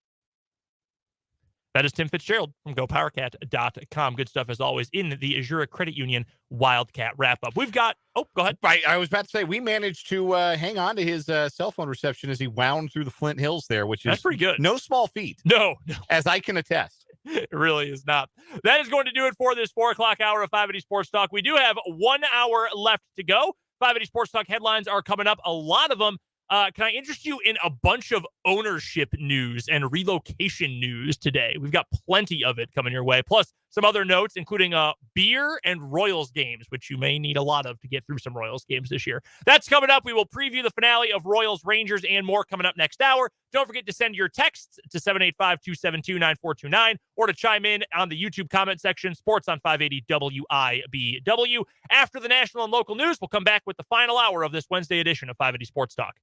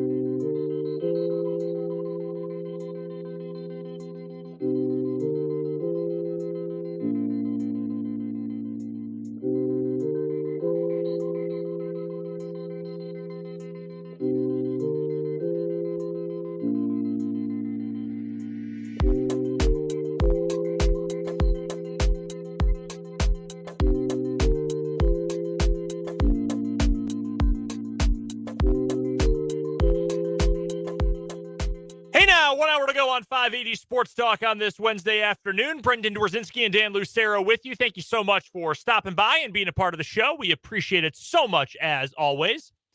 Been a busy day today. If you've missed any of the show, head to our website. That's 580WIBW.com. Hover over the podcast tab and then click on 580 Sports Talk. That is where you will find the hour-by-hour version of the show. You can also head to our YouTube, watch the live stream on our channel, Sports on 580 WIBW, or you can just go back and rewind to old parts of the show, just watch old shows in general. It's all there on our YouTube, Sports on 580 WIBW. Thank you so much for all of you guys who have subscribed and checked out the channel. We really do appreciate that. YouTube comments have been popping off today. Dan, you've been involved in a discussion about building your all-time baseball roster. Yeah, anytime anybody asks that question, I can't resist answering and jumping in to the comment section. So thanks to Matt and Vance, among others in there, letting me play along. So what is your all-time roster? We have to go pull this up now. Oh, okay. I'll give it to you. I'll go. They asked me in the comments for 3 pitchers and a position player every spot on the diamond. No DH, because we play real baseball in wherever I'm taking this team of immortals. My pitchers are Pedro Martinez, Greg Maddux, and Randy Johnson. I got Johnny Bench behind the plate, Albert Pujols at first, Joe Morgan at second, A-Rod at short, Nolan Arenado at third.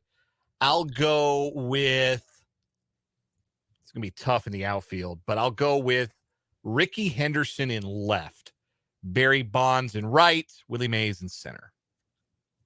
That's how I would line that outfield up. Can't believe you went with Joe Morgan over Jeff Kent at second base, but that's fine. I'm joking. 100% facetious there. That's a good team. Can't go wrong with that team. Yeah. Second base is a tough position.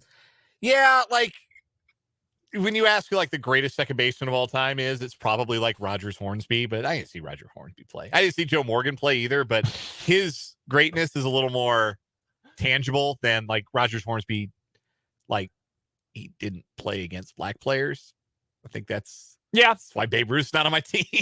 He played for multiple teams that don't exist anymore, at least in their current form. Like he played for the Boston Braves and for the St. Louis Browns, neither of which exist today. So I can understand that. Rogers Hornsby, I'm speaking of. He did win MVP twice, though. Yeah, great hitter. I think a 7-time batting champ. He's got a lot of black ink on his baseball reference page. Yeah. A lot of it. Great hitter. Problematic human being. I did not know that about the Raja. Hornsby. Yeah. Problematic. Look, it was the 20s and 30s. There's a lot of behavior like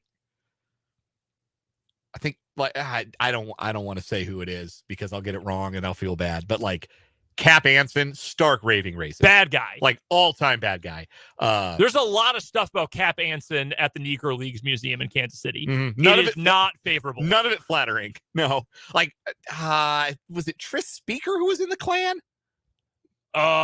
Maybe. Like, yeah, you go back and you look at like American history, not real great. There's some darkness in American history in the early 1900s to right up around now, but like especially through like the 1960s when it comes to racial relations. And naturally, since these baseball players were American, a subset of Americans, some of them had some deeply problematic views. They weren't great then. They look even worse in the rearview mirror. Here is a line from Tris Speaker's Wikipedia page. In 2008, former Players Union chief Marvin Miller, trying to defend recently retired catcher Mike Piazza against claims that he should not be in the Hall of Fame because of his association with steroids, on the basis that the Hall of Fame has various unsavory people in it, said that Speaker should be removed because he allegedly was in the Ku Klux Klan. So there you go. Okay, I wasn't wrong. I'm grateful I didn't get that one wrong. Yeah, lot of bad. I mean, we've got all kinds of layabouts and ne'er-do-wells and scoundrels in the Hall of Fame, but we won't put Barry Bonds in because he took a drug. Yeah. We won't let Roger Clemens in because he took a drug. Like, how silly are we being, man? It's going to make me mad all over again. We got 50 minutes, 49 now. If you want to get into it, we can. I do not. I really don't. We'll save that for a day with like an off day. We'll say that for when the Royals don't play. Let's do that. 3 hours of Dan Lucero raving about the Baseball Hall of Fame. We do have plenty of headlines to get to here in this 5 o'clock hour. So let's just jump right in and get started with our 580 Sports Talk headlines for this Wednesday afternoon. First one for me, Royals fans, be ready because of the shorter game times, because games are getting done quicker. The Royals have joined a group of teams around Major League Baseball that are now selling beer later into games. They will start selling beer through the 8th inning. So this is the write-up, and has there been an official press release from the Royals on this? Not that I have seen. No. Okay. So I've got the writing here from Fox 4 in Kansas City. This is the writing of Heidi Schmidt from Fox 4. So because of the shortened games, fans will now be able to buy beer later in games at Kauffman Stadium and a handful of other parks. At least 4 other MLB teams have changed their alcohol policy at the majority of their concession stands, including the Royals at Kauffman Stadium. They can now buy alcohol through the bottom of the 8th inning. Previously, alcohol sales ended in the 7th inning. The Royals do reserve the right to evaluate the decision at any time and make any necessary changes. This is because the games are being played so much faster with the pitch clock. Other teams who have done this include the Diamondbacks, the Rangers, the Twins, and the Brewers. So really, like, you think about like the time frame in which you're selling alcohol and not in terms of like the state of the game in which you're selling alcohol. Yeah. It will stay roughly the same based upon games on average being 30 minutes shorter. I don't know what happens to the odd game where it's like 11-10 by the 5th inning, and you do get a 3-hour game, and you're still selling beer in the 8th inning. And that one, that I don't know about all that. You might have to do it by game time. You might have to do it by time of game. Like, well, they do say they evaluate the ability to change as needed. Yeah, it might just be like, hey, we'll sell this beer. We got 7:05 first pitch. We will pour you one till 9:05, and then you're done. Then you're cut off. That's last call. Like bars have last call, ballparks have last call too. And it doesn't have to be based on the time of game. It can just be because people will go and get a beer whenever. Oh, yeah. If you're there to like drink beers and not watch the ball game, you'll get up. You don't care who's batting. You're not like me, like, man, Salvi's due up third this inning. I want to stick around and see him hit. Like, no, if you're there to like do your drinking, you don't care about that. No, you really don't. I was trying to think when at the XFL game this weekend they did last call. I think it was in the 4th quarter, I think, but I don't remember. We went to the concessions right at the end of the 1st quarter and hopped right back in at the start of the 2nd quarter. Great timing. I do care though. Like I care about, what formation is lining up around Nick Tiano on 3rd down. Like I care about that kind of thing. You know what they ought to bring to Major League Baseball, which is electrifying in the minor leagues, is the beer batter, where if they strike out, beer's like half off in the next 10 minutes. Wow.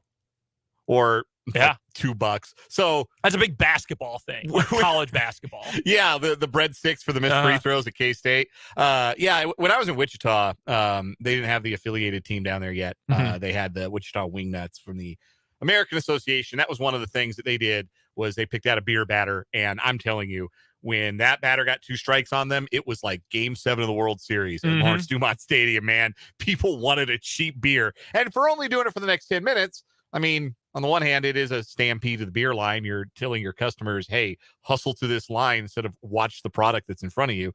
But you move a lot of beer. Yeah, no kidding. And you get the crowd invested. I always wondered what it would be like to be the beer batter, because everyone knows. Like, they announce it, they put it on the Jumbotron. It's the beer batter. Remember, if he strikes out, you got to be standing up there like, I don't care what happens. If I get to 2 strikes, I'll throw myself prostrate on the ground in front of a pitch if I have to. I am not striking out. I'm going to lean into it. I'm going to try to bunt. I will do anything to avoid that. So if you're going to a Royals game, you now know you'll be able to get beer a little bit later on in the evening. All right. Or afternoon. Yes. First headline for me, a NBA play-in tournament opened last night with a pair of games, and woo lordy, they were some dogs. Atlanta controlled the proceedings from start to finish in an upset road win at Miami, so the Atlanta Hawks are the number 7 seed in the Eastern Conference playoffs and will play the number 2 seed Boston Celtics in round 1. In the Western Conference game, I watched this game. I watched the fourth quarter and the overtime of this game. Mhm. When the game ended and when it went to the Inside the NBA postgame show on TNT, Ernie Johnson's first question to the panel was, are you not entertained? Because the game went overtime. The Lakers rallied back from 17 points down to defeat the Timberwolves 108-102. Charles Barkley responded, and again, I'm paraphrasing here, that game was terrible. I am not entertained. That game stunk.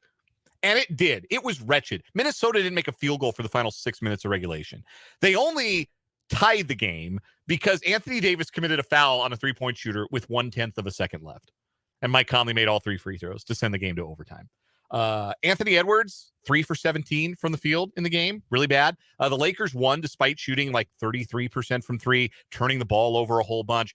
Deeply unpleasant basketball game. I only watched it because I was finishing laundry and my wife was asleep and there was nothing else on. But the Lakers, they're the 7th seed in the West. They will play the Memphis Grizzlies in round 1. As for the losers of last night's game, Miami and Minnesota, they will have one more chance to make the playoffs as the 8th seed. They will await the winners of tonight's play-in games in the Eastern Conference. It's Chicago at Toronto. In the Western Conference, Oklahoma City is at New Orleans. Look, I'm going to be completely honest with you. I've been a Bulls fan my whole life, save for a couple of years when I was a kid when the Lakers were real good and they were on TV and the Bulls were terrible, like when Ron Artest was a Bull. I've been a Bulls fan for pretty much my entire life. I'm not really interested in them continuing to play. I like the guys they have right now. Like I love DeMar DeRozan. I really do. I like Nikola Vucevic. I like Zach LaVine.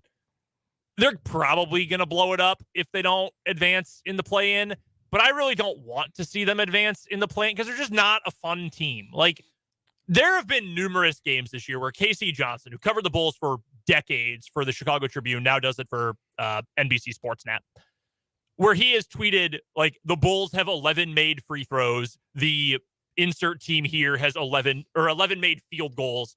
The Bucks have 11 made three-pointers. Like, there have been so many games like that this year. They just don't shoot threes. When they do, they're not good at it. I don't know that Billy Donovan's a very good coach. I don't really know that I want them to win. But the Raptors don't want to win either. No Raptors fan anywhere is saying, yes, I want more of this team. None of them. All of Canada wants them to lose tonight. So when we watch the first 4 in the NCAA tournament, like, we're psyched to have the NCAA tournament officially start. And then we watch that game between 11 seeds trying to play in. And then we are immediately reminded, oh, wait a minute. These teams are mid at best. And we're going to get a mid at best basketball game between these very mid basketball teams. Was it Corpus Christi and Texas Southern, the game that by the second half, it was just, oh my God, end this? I think it was. It was like, oh man, tournament's here. And then, oh man.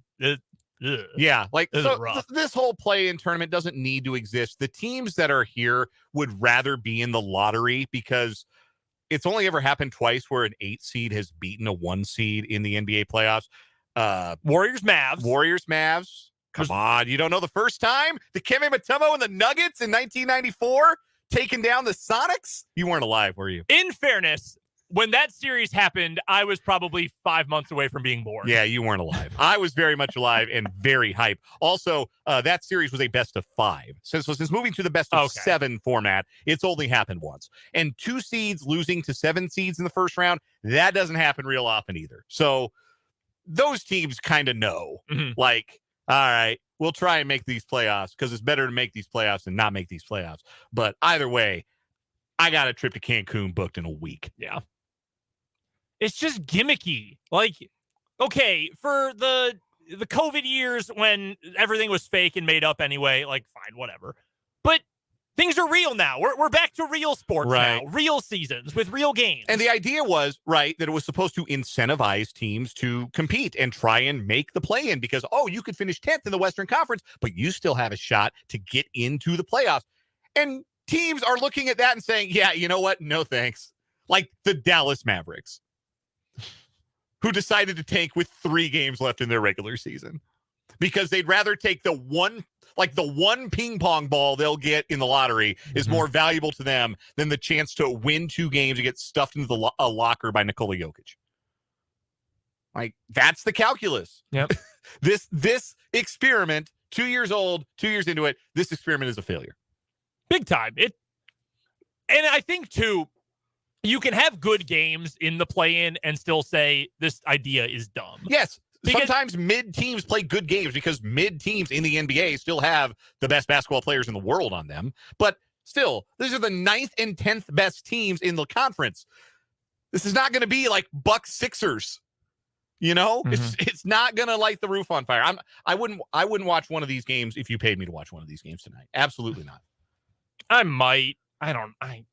I'll give you the scores. We'll do that. You know, this is kind of our nod to the major sports that have their postseasons going on at this time of the year. We'll give you the scores. We'll let you know what's going on. Maybe we'll comment on them a little bit, but I promise you, I got better things to do with my life than watch the 9th and 10th best teams in the Eastern Conference of the NBA play each other. The 5 o'clock hour at this time of year is like the only time we talk about professional basketball and hockey on the show, because we got Royals to talk about. We got Chiefs, KU, K-State, we got other stuff the rest of the year. When things slow down a little bit for those teams, okay, we can talk a little NBA. But yeah, I mean, this isn't interesting. Who cares? Seriously, like on a national scale or on I'm interested in professional basketball, but not really like into it during the season. No one cares about these games. Absolutely no one. I will tell you, if there is any reason why you might be interested, and admittedly, it is the only reason I am really interested, except for the Bulls to finally be put out of their misery, unders are hot in the play-in rounds. They are hot, hot, hot. Interesting. I believe last year they were 5-1 in the 6 play-in games. Unders. 2-0 in yesterday's games. And I will already tell you this, the over-under for the Bulls and the Raptors tonight has dropped 1.5 points in the last 18 hours. Shout out to FanDuel's boosted parlay for the Lakers-Wolves game last night. Your boy won a little scratch on that. Oh, what was that? LeBron, 25 or more points. Anthony Davis, 10 or more rebounds. Lakers win. That's pretty nice. Boosted to plus 150. Nothing spectacular, but I would have been a little worried about the unit the get LeBron you a unit and a half. I would have been worried about that LeBron total. The Wolves did not. They scored, 11 points in the final 19 minutes? Something like that. And 3 were at the free throw line on a very dumb foul. It was putrid. Karl Anthony Towns spent the first 3 quarters of that game dominating and spent the fourth quarter either on the bench with 5 fouls or shooting step-back threes that had no chance of going in. Here's the one thing I will say.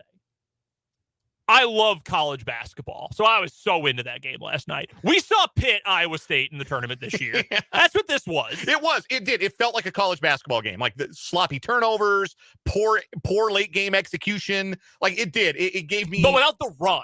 Like college basketball, you get a run usually. Right. This didn't have the run. Like it had like big Texas Tech, Oklahoma State vibes. You had a superstar player miss a wide open 3 in an important moment. That happened, and I thought, oh, yeah, this is college basketball. Fouling a 3-point shooter. Nothing is more college basketball than that. No, absolutely nothing. So if you are interested, I took the under for the Bulls game at 214. It's at 212.5 right now. The Thunder, dropping like a rock. Yeah, it is. The Pelicans Thunder game is at 226.5. That's been about that number. I got it at 227. That's been pretty steady. I love the name, but also acknowledge that it's very funny that there's a professional sports team named the Pelicans. It is very funny. Like, I get it. It's regionally meaningful, and I think it's cool that it's unique. It's also a professional sports team named the Pelicans. You call them the Peas or the Cans for short? The Pecans. I think they usually get called the Pels, don't they? Yeah, I've seen Pels probably a little more often. The Peas. Hey, you want to hang out? Nah, man, going to the Cans game tonight. This is it's the 5 o'clock hour. That sounds like the name of a roller derby team. Yes. We're going to go see the New Orleans Cans. New Orleans Cans tonight. Taking on the Memphis Jugs. Yeah. Sorry. It does, though. It does. All right, we've got to get somewhere else before we get in trouble. We're going to, I teased this earlier, we got some ownership and relocation news and expansion, too. So this is the first headline of the day from this regard. There is a group in Salt Lake City that is interested in pushing for an MLB expansion franchise in Salt Lake City in the coming years. This was initially reported on by Jeff Passan of ESPN. The group is headed by Gail Miller, longtime owner of the Utah Jazz, who's got some other partners in this as well. And they've got a group now named Big League Utah, which has jumped into a group along with several other cities, large cities that don't have baseball teams, that are pushing to get major league teams in the coming years. Those other cities include Portland and Nashville, among others. We'll get to that momentarily. So this is not anything super serious at this point. There's no major movement to expand MLB right now, although I assume that is going to come at some point. Steve Starks, the CEO of the Miller Company, which is also a part of this group trying to get Major League Baseball to Salt Lake City, gave a quote that said this, quote, "Salt Lake City is a major league city. We believe that as a top 30 media market in the fastest growing state in the country with the youngest population," there's a joke to be made there somewhere, I'm sure, "that's where our attention should be, and that we could accomplish bringing a team to the Wasatch Front." That is the area where Salt Lake City, Provo, etc. are. So there is some data behind that. The population of Utah grew percentage-wise between 2010 and 2020 more than any other state as a whole, I believe, in the country. And they are a fairly big media market. It's bigger than Kansas City, for example. And it could probably, if you could guarantee you were going to get a sizable fan base, it would probably be bigger than the secondary teams in either Chicago or LA. Chicago, the White Sox have a ton of fans, but none of them go to games. They get like 12,000 people at a game, and they've got millions of fans. It is what it is. So that's the push for Salt Lake City. They've got good attendance at Jazz games. Even when they're not very good, they usually sell pretty well because they're the only show in town. They've been an event town. They've hosted an Olympics. They're looking to get the Winter Olympics back. Mhm. They have hosted a couple of NBA All-Star games successfully, including the one this year. NCAA tournament. Yeah. Which is, it was cool when it was there. It was not the most well-attended site I've ever been to, but it was cool when it was there. I think Salt Lake City is underrated. I don't necessarily think it's like, Miami of the mountains, but it's also, I think it gets a little bit of a bad rap because everyone thinks, oh, okay, everything closes at 8:00 and the only thing you can drink anywhere is milk, which is true for maybe part of the city, but not all of it. I like Salt Lake City a lot. I don't think they would probably be in the top 4 or at least top 3 of potential markets for expansion. No, I don't see it being in the top 4 either. Like Nashville, Portland, Vegas, if they don't get the A's. Mm-hmm. Oakland, if Vegas does get the A's, maybe Oakland gets like a ownership group worth a darn that will pay for its own stadium, which has been kind of the hang up there. Yep. Because Oakland is a great sports city, great tradition. It there. is. And it would suck for them to have no team. Speaking of a city that's had baseball before, Montreal would love to have a team. Charlotte, I know, has it's difficult because you're so close to Atlanta, but Charlotte would be another southeastern American city that might be a fit for baseball. And I don't see it for Salt Lake City, but I do think that the Mountain Time Zone deserves a Major League Baseball team. Not feeling great about the Rockies, huh? I said this on Twitter, but part of the reason the Rockies are what they are, which is the thing that ruins my life and makes me sad. Part of the reason they are what they are is because they're so complacent about their place in the world. Like, hey, we make money and there's no other baseball in this time zone, and we take our fan base for granted. They're going to keep showing up because we got a great ballpark and a great location in a great city. And I think having a rival in the state nearest would maybe jolt the ownership of the Rockies out of some of that complacency. If that doesn't, then nothing ever will, and I'll just wait till they die. And then maybe, no, I'm kidding. That team's going to stay in the Monfort family and be run like a third-rate meat packing plant for the rest of my life. It's just what it is. But no, Meat packing. That's how they got their money. That's how the Monforts got their money. Anyhow, to the broader point, I think that Salt Lake City has a lot going for it. I'm just not here to disparage Salt Lake City. I think they got to get in line behind some other cities who are probably better fits for what Major League Baseball wants. We have a comment here from Vance in the YouTube feed that says, doesn't Salt Lake City have a single A team called the Bees? AAA. They're the AAA affiliate of the Angels. They are the Bees. Do you know why they're the Bees? Because they used to be the Buzz, and then they became the Bees. It's because again, Utah's the Beehive State. That's right. Yeah. They're building them a new stadium in 3 years. Maybe they just say, screw it, and they just build a Major League stadium. Well, what they could do is what Buffalo did. For a Mhm. long time, Buffalo was angling for Major League Baseball. And for all I know, they still might be. Yeah. But they built, I think it's called Pilot Field, their AAA stadium. Mhm. They intentionally built it like we can add to this. We can stack on top of Yes, it. like an erector set. Like Yeah. we can make this Set. like we'll put part of it in place, but we can expand on this and make it a major league caliber stadium. We have the footprint for it and all that stuff. They built that back in the 90s. They thought they were going to get a team when Denver and Miami got theirs. So They did not. that's also why the Tropicana Field exists, because that's what St. Petersburg built when they thought they were going to get a team. They thought they were going to get the Giants. Yeah. Which is a long story. Imagine that. How different baseball would look. Yeah, I would put Vegas is going to get a team. Yeah, One way or the other, that's Las inevitable. Vegas is getting a team. I hope it's not the A's. I hope the A's stay in Oakland. I do too. But Vegas is going to get a team. I think Montreal should get a team before anyone else too. But I could understand Portland, and I would get Nashville has really pushed for it. In fact, I know a guy. He was a professor at KU for a while, and I knew him in the journalism school. He actually now does communications for the Nashville Stars and is very into bring us a team. He's part of that group. Are they the Stars or are they the Sounds? They're the Sound. The Stars, I believe, that's the group that is trying to bring a team to Nashville. Yes, you're right. Yeah, you're right. Because yes, the Sound is the Sounds team. of the baseball team. Yeah, they had the guitar scoreboard for all those years. Yeah, that's pretty cool. It was dope. So yeah, I'd put Nashville up there. I'd put Portland up there. I would put Montreal first up there among teams that should get teams. Baseball should put a team back in Montreal, and the NBA should put a team back in Seattle. Yes, you should do right by the people, the cities that you did wrong by. Also, the other ownership note I wanted to get to, Jeff Bezos is reportedly not going to put in a bid on the Washington Commanders. So the teams or the organizations that have already bid on them will be among those who eventually get them done. There was a report a couple weeks ago that they want to get it done before the draft, which would be in 15 days. We'll see if that happens. Any other headlines for you? Nope, we can call it there. And with that, we will take it to a timeout. We've got more 580 Sports Talk coming up after this on 580 WIBW.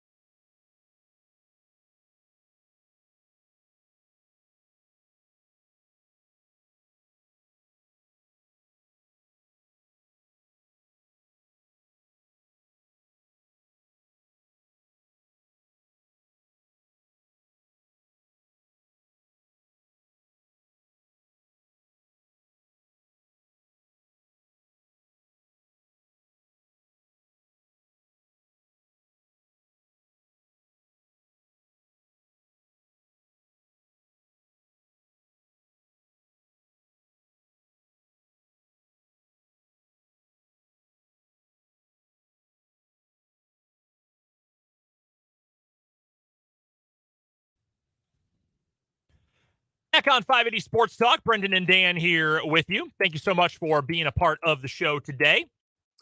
Have a couple things to get to in the comments section. This is from Vance about the Commanders. Will that screw up Bezos's petty cash fund if he buys the Commanders? Probably not, because I think he can buy whatever he wants. Like if Jeff Bezos said, I will use my fortune and buy the entire NFL, he would have the money to do it, which is a lot of money. Also, this thought about the baseball teams we were talking about earlier, and we were talking about guys who are in the Hall of Fame or not in the Hall of Fame, and how maybe some Klansmen who are in there and steroid users are not in there. Our guy Matt commented earlier, and he said Pete Rose should already be in the Hall of Fame. We only have 23 minutes left in the show, and I need about 23 hours. We'll have that debate again, though. I am anti-Pete Rose in the Hall of Fame. Yeah, I do not want... No! He was a singles merchant. Get him out of here. I've got thoughts on Pete Rose. And I will bring them out in due time. My thought on Pete Rose, like, he's kind of where I draw the line too, because the rule he broke is on the wall of every clubhouse he ever walked into as a player. Every single one. He knew he was confronted with the rule he broke every single day and broke it anyway and didn't apologize for it until he thought it might benefit him. And when he saw it didn't benefit him, he went right back to not apologizing for it or claiming he didn't do it, lying and saying he didn't do it. Also, he was a scoundrel off the field as well. Yeah, bad guy. So I kind of draw the line of Pete. Like, great. I'll say he was a great player, but the rule he broke for me, that's on the wall, man. In a way that don't do steroids was not on the wall in the 90s and the 2000s because Bud Selig needed people back in seats. Yeah, great player if you hate weighted on base average like a nerd. Or I guess nerds would be the other way around. But no, I've got thoughts on Pete Rose. Bud Selig, by the way, the man most responsible for the steroid era of Major League Baseball. He is also in the Hall of Fame. Yeah. I probably dislike Bud Selig more than I dislike any other person of authority. Yeah, you want to blame anybody. You don't blame Bonds. You don't blame Clemens. You don't blame Mark McGwire. No. Bud Selig. It's Bud Selig's fault. No, because it was pump these dudes full of it and then don't say anything and keep it hush-hush. And then when it all blows up, then it was, oh, they did it. This isn't baseball's fault. That's their fault. No, Bud Selig's a rat, and it's bad. It is a legitimate black mark on the Hall of Fame that Bud Selig is in it. More so than Harold Baines, more so than Tris Speaker, or any of those old Cap Anson, or any of those. Well, I mean, that's a black mark for different reasons. But for baseball reasons, Bud Selig worse than any of them. Yeah. Because he was a rat and a dirtbag, and I don't like him. And Bud, if you want to discuss, come on the program. And Matt just jumped back into the YouTube comments with just what? Look, I get why Pete Rose means something to people who grew up as baseball fans in that era. I get it. I get the things that he represented on the field mean a lot to baseball fans of a certain vintage. And you can't deny 4,256 hits is an impressive number of hits, even if most of them were singles. And even if he played way beyond when he reasonably should have played, well past when he was a good baseball player. Like, oh, congrats. You were your own manager and put yourself in the lineup. Wow, great. Yeah, he hung like being the coach's kid in Little League. He hung on a long time to make a run at that record, longer than most people would have had the dignity to hang on. I get all of that, but that's the rule on the wall in the clubhouse. You cannot gamble on games. You can't. And of course now, like, if you want to make the argument that, well, now Major League Baseball's in bed with the gambling houses and there's ads for Fan Kings and Draft Duel and all those places. I did that on purpose. I know. There's ads for them every commercial break of every baseball game, and there's sports books in the ballparks that maybe we ought to look at that behavior with a bit of a different eye. I don't know that I have a rejoinder for that particular argument at the moment, but I will say that's kind of been my position on Rose for a long time, was that the rule he broke was so black and white. Feel the same way about Shoeless Joe Jackson. So this is just not just an anti-Pete Rose thing. I feel the same way about Shoeless Joe and the Black Sox. Like the thing they did is a unforgivable sin in a way that, like, using Vaseline all over the baseball like Gaylord Perry, or being a Klansman like Tris Speaker, or being a racist like Cap Anson, or being a steroid user, is not to me. I will say, I actually have a fairly strong opinion. And I mean, I like to gamble on games. I like to, I'm not betting hundreds of thousands of dollars on, Wednesday night baseball, but I like to have some action on games. I think it's fun. I do it responsibly. Yes, absolutely. We encourage that. I actually have a fairly strong take on the people who, and I saw this a lot when Calvin Ridley got suspended. Oh, the NFL's not going to suspend abusers, but they're going to suspend Calvin Ridley. Like, it's so different. And I think it's very different when it comes to Pete Rose and, the Cubs are building a sports book at Wrigley Field, which that feels like, dude, put it across the street. Like, leave the cathedrals alone. I do agree with that part. But, like, I think there is a difference between promoting gambling because, hey, we're going to give you a bunch of money, talk about fans being able to do this, and players doing it. Like, if you see, Nick Madrigal go walk over to the DraftKings Sportsbook at Wrigley Field, okay, now we got a problem. Right. But I think there is... Even if he is just putting like $20 on the Bears to cover the spread against the Lions week 1. Because there is a legitimate concern about the integrity of it. Yes. But I think... That's what you have to protect, is the integrity of the game. And I am of the mind that there is less danger in that than there was, like, certainly in the era of the Black Sox and probably in the era of Pete Rose as well, because there's way more money going to the players than there used to be. Yes, that is the thing that I think gets overlooked in this conversation is, like, Eddie the Shovel saying, hey, I got 10 grand for you if you throw this game. Bro, I make 10 grand by walking to the plate and walking back. Like, that that doesn't do it for me. Yeah, that's not doing it. But at the same time, there was a major, like, match fixing scandal in Italian soccer. Yeah. Where the signature, like the top club in Italian soccer, like the marquee franchise, the Yankees of Italian soccer, Juventus, they were relegated down to the second level, the second tier of professional Italian soccer because they were so involved in this cheating. And that was like a decade ago. Yeah, that wasn't all I remember that. Yeah. Calciopoli, I believe was what it was called in Italy. There might be a documentary or something on that on Netflix. But yeah, so it's complicated. And I think that you just want to avoid the appearance, even the appearance of impropriety, I think would be so important for all the professional leagues. You just can't have, like, that's why it blew my mind when in the new NBA collective bargaining agreement, they said players can enter into endorsement opportunities with, gambling houses. That does feel like a bridge too far. Because I was going to say that I think if you say the team, the sport and teams can have, can endorse it, but the players cannot partake. I think if you think critically about it, you can see a clear dividing line there. But when you start saying, hey, Ja Morant, and I shouldn't use Ja because he's had a lot of other stuff going on. Hey, Kevin Durant, you can suddenly do an ad during games. Hey, bet the KD parlay that I'll have 25.5 points. Devin Booker will have 26.5, and we're going to win tonight. Then suddenly when the players are that deep into it, I think you're running into a more murky area there. So I think that is a little bit too far. But you can't bet on your team, or by not betting on your team, you're kind of betting on your team. Like that. What is that supposed to say? So there's a chance you could be betting based on information that you have that nobody else has. Like insider trading for sports, essentially. It just, you want your players and your managers as far away from that stuff as possible. I think if you're a professional league, and like, again, it's very profitable, and for the teams to make money off of it, like, that's where the money is. That's where your consumers, where in states where gambling is legal, want to spend some of their money. I mean, people, I think there's a healthy way to do it. Obviously there's an unhealthy way to do it, but like, it's not fundamentally different for some people than it is to go and play a game of poker, or to play the slots or play roulette. It's part of your entertainment budget. Bradley Beal was asked about this. We talked about Bradley Beal a couple of weeks ago because he took a run at a fan who yelled something at him about a bet he lost. One of the parlay bros. Yeah, after a game, and Beal ran up on him and said, "I don't give a what about your parlay." And Bradley Beal says, "Look, like, I understand that fans want to gamble. I like to gamble. I like to go to the casinos. I understand that. But when I go to the casino, I understand there's a 99% chance I might lose everything I came there with."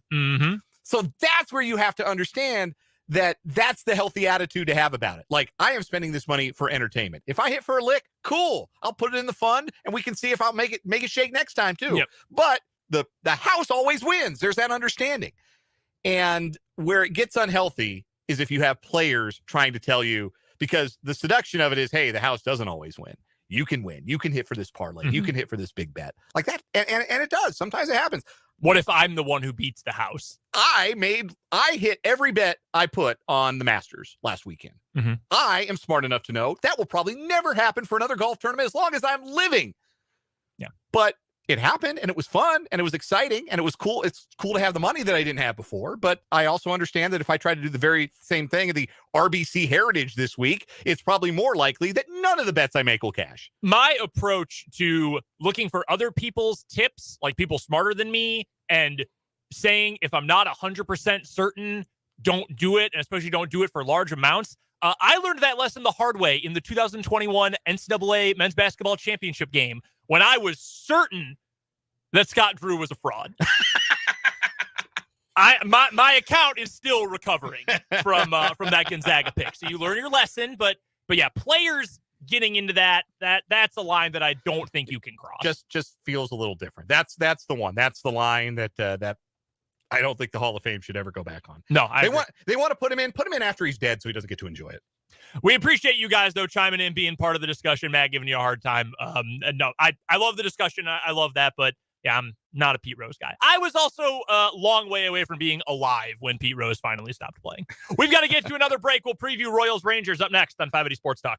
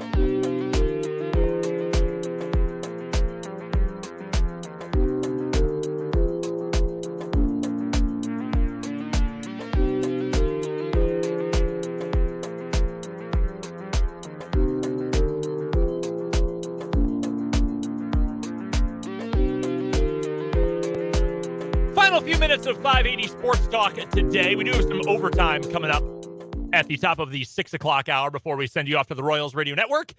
Tonight, the Royals will take on the Rangers in the third and final game of their series. There'll be Brad Keller for the Boys in Blue and Nathan Eovaldi for the Rangers tonight. We've got great news, by the way. Phenomenal news, unless you are one of the Dozier diehards.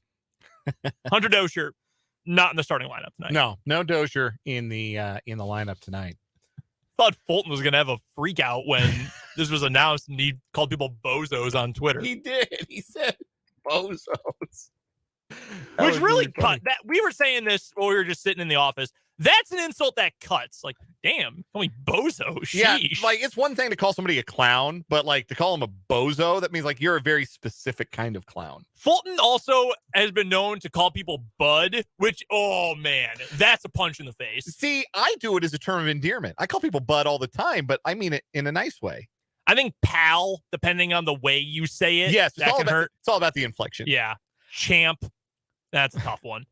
Your Royals lineup tonight, by the way, Melendez leading off in right field, Witt hitting second at short, past Quintinos at first, Perez behind the dish, he's cleaning up, Isbell hitting fifth tonight in center field, Franmil Reyes at DH, I don't know what the strikeout prop for him is, I'm sure there's a lot of juice on that. Hey, he had 2 hits last night. Yeah, he did. Michael Massey at second, hitting seventh, Olivares is in left, Nicky Lopez at third instead of Dozier with Brad Keller on the hill. Royals get it done? Brad Keller looking for his first win against the Rangers. He is 0-2, and the one no decision he took was that opening day game 2 years ago where it was 14-10 Royals, and it was 5-5 after one inning. Remember that one? So the record not great for Keller, but I'll be watching with some interest tonight. If he keeps the walks down, I will say the Royals get out of Texas with a win. I can never pick a Brad Keller win ever again after 2021. I just can't do it. No, I'll say they get one done. I think the good vibes from yesterday's game, even though it ended poorly, I think they will trend in the positive direction. Royals get one here. Someone tweeted earlier today, I don't remember which account it was. It might have been Royals Review, actually.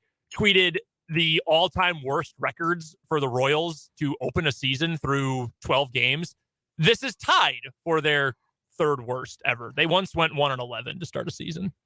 There have only been like 50 some odd years of Royals baseball. It's not like we have 100 years to go on here. This is historically a team that does not start well. April at the K, not good, or anywhere else for the Royals. Maybe this is the one that turns it around, though. I sure hope so. You'll be able to hear tonight's game right here on 580 WIBW and the Royals Radio Network. Pregame begins at 6:30 right after overtime, and first pitch is set for 7:05. And to get you ready for that, we'll take one final timeout, come back. We've got the final word after this on 580 Sports Talk.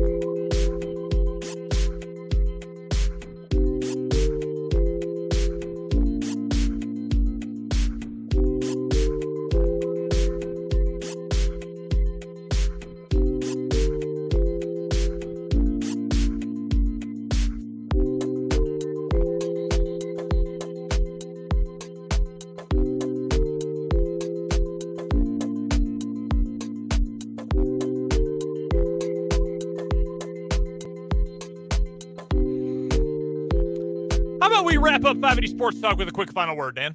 Yes, quick final word. For me, the Royals are who they've said they were going to be. More analytically driven, more data forward. They are trying new things. They are working with their pitchers to add new repertoire, new pitches to their repertoire. They are working with the defense. Catcher defense is dramatically improved.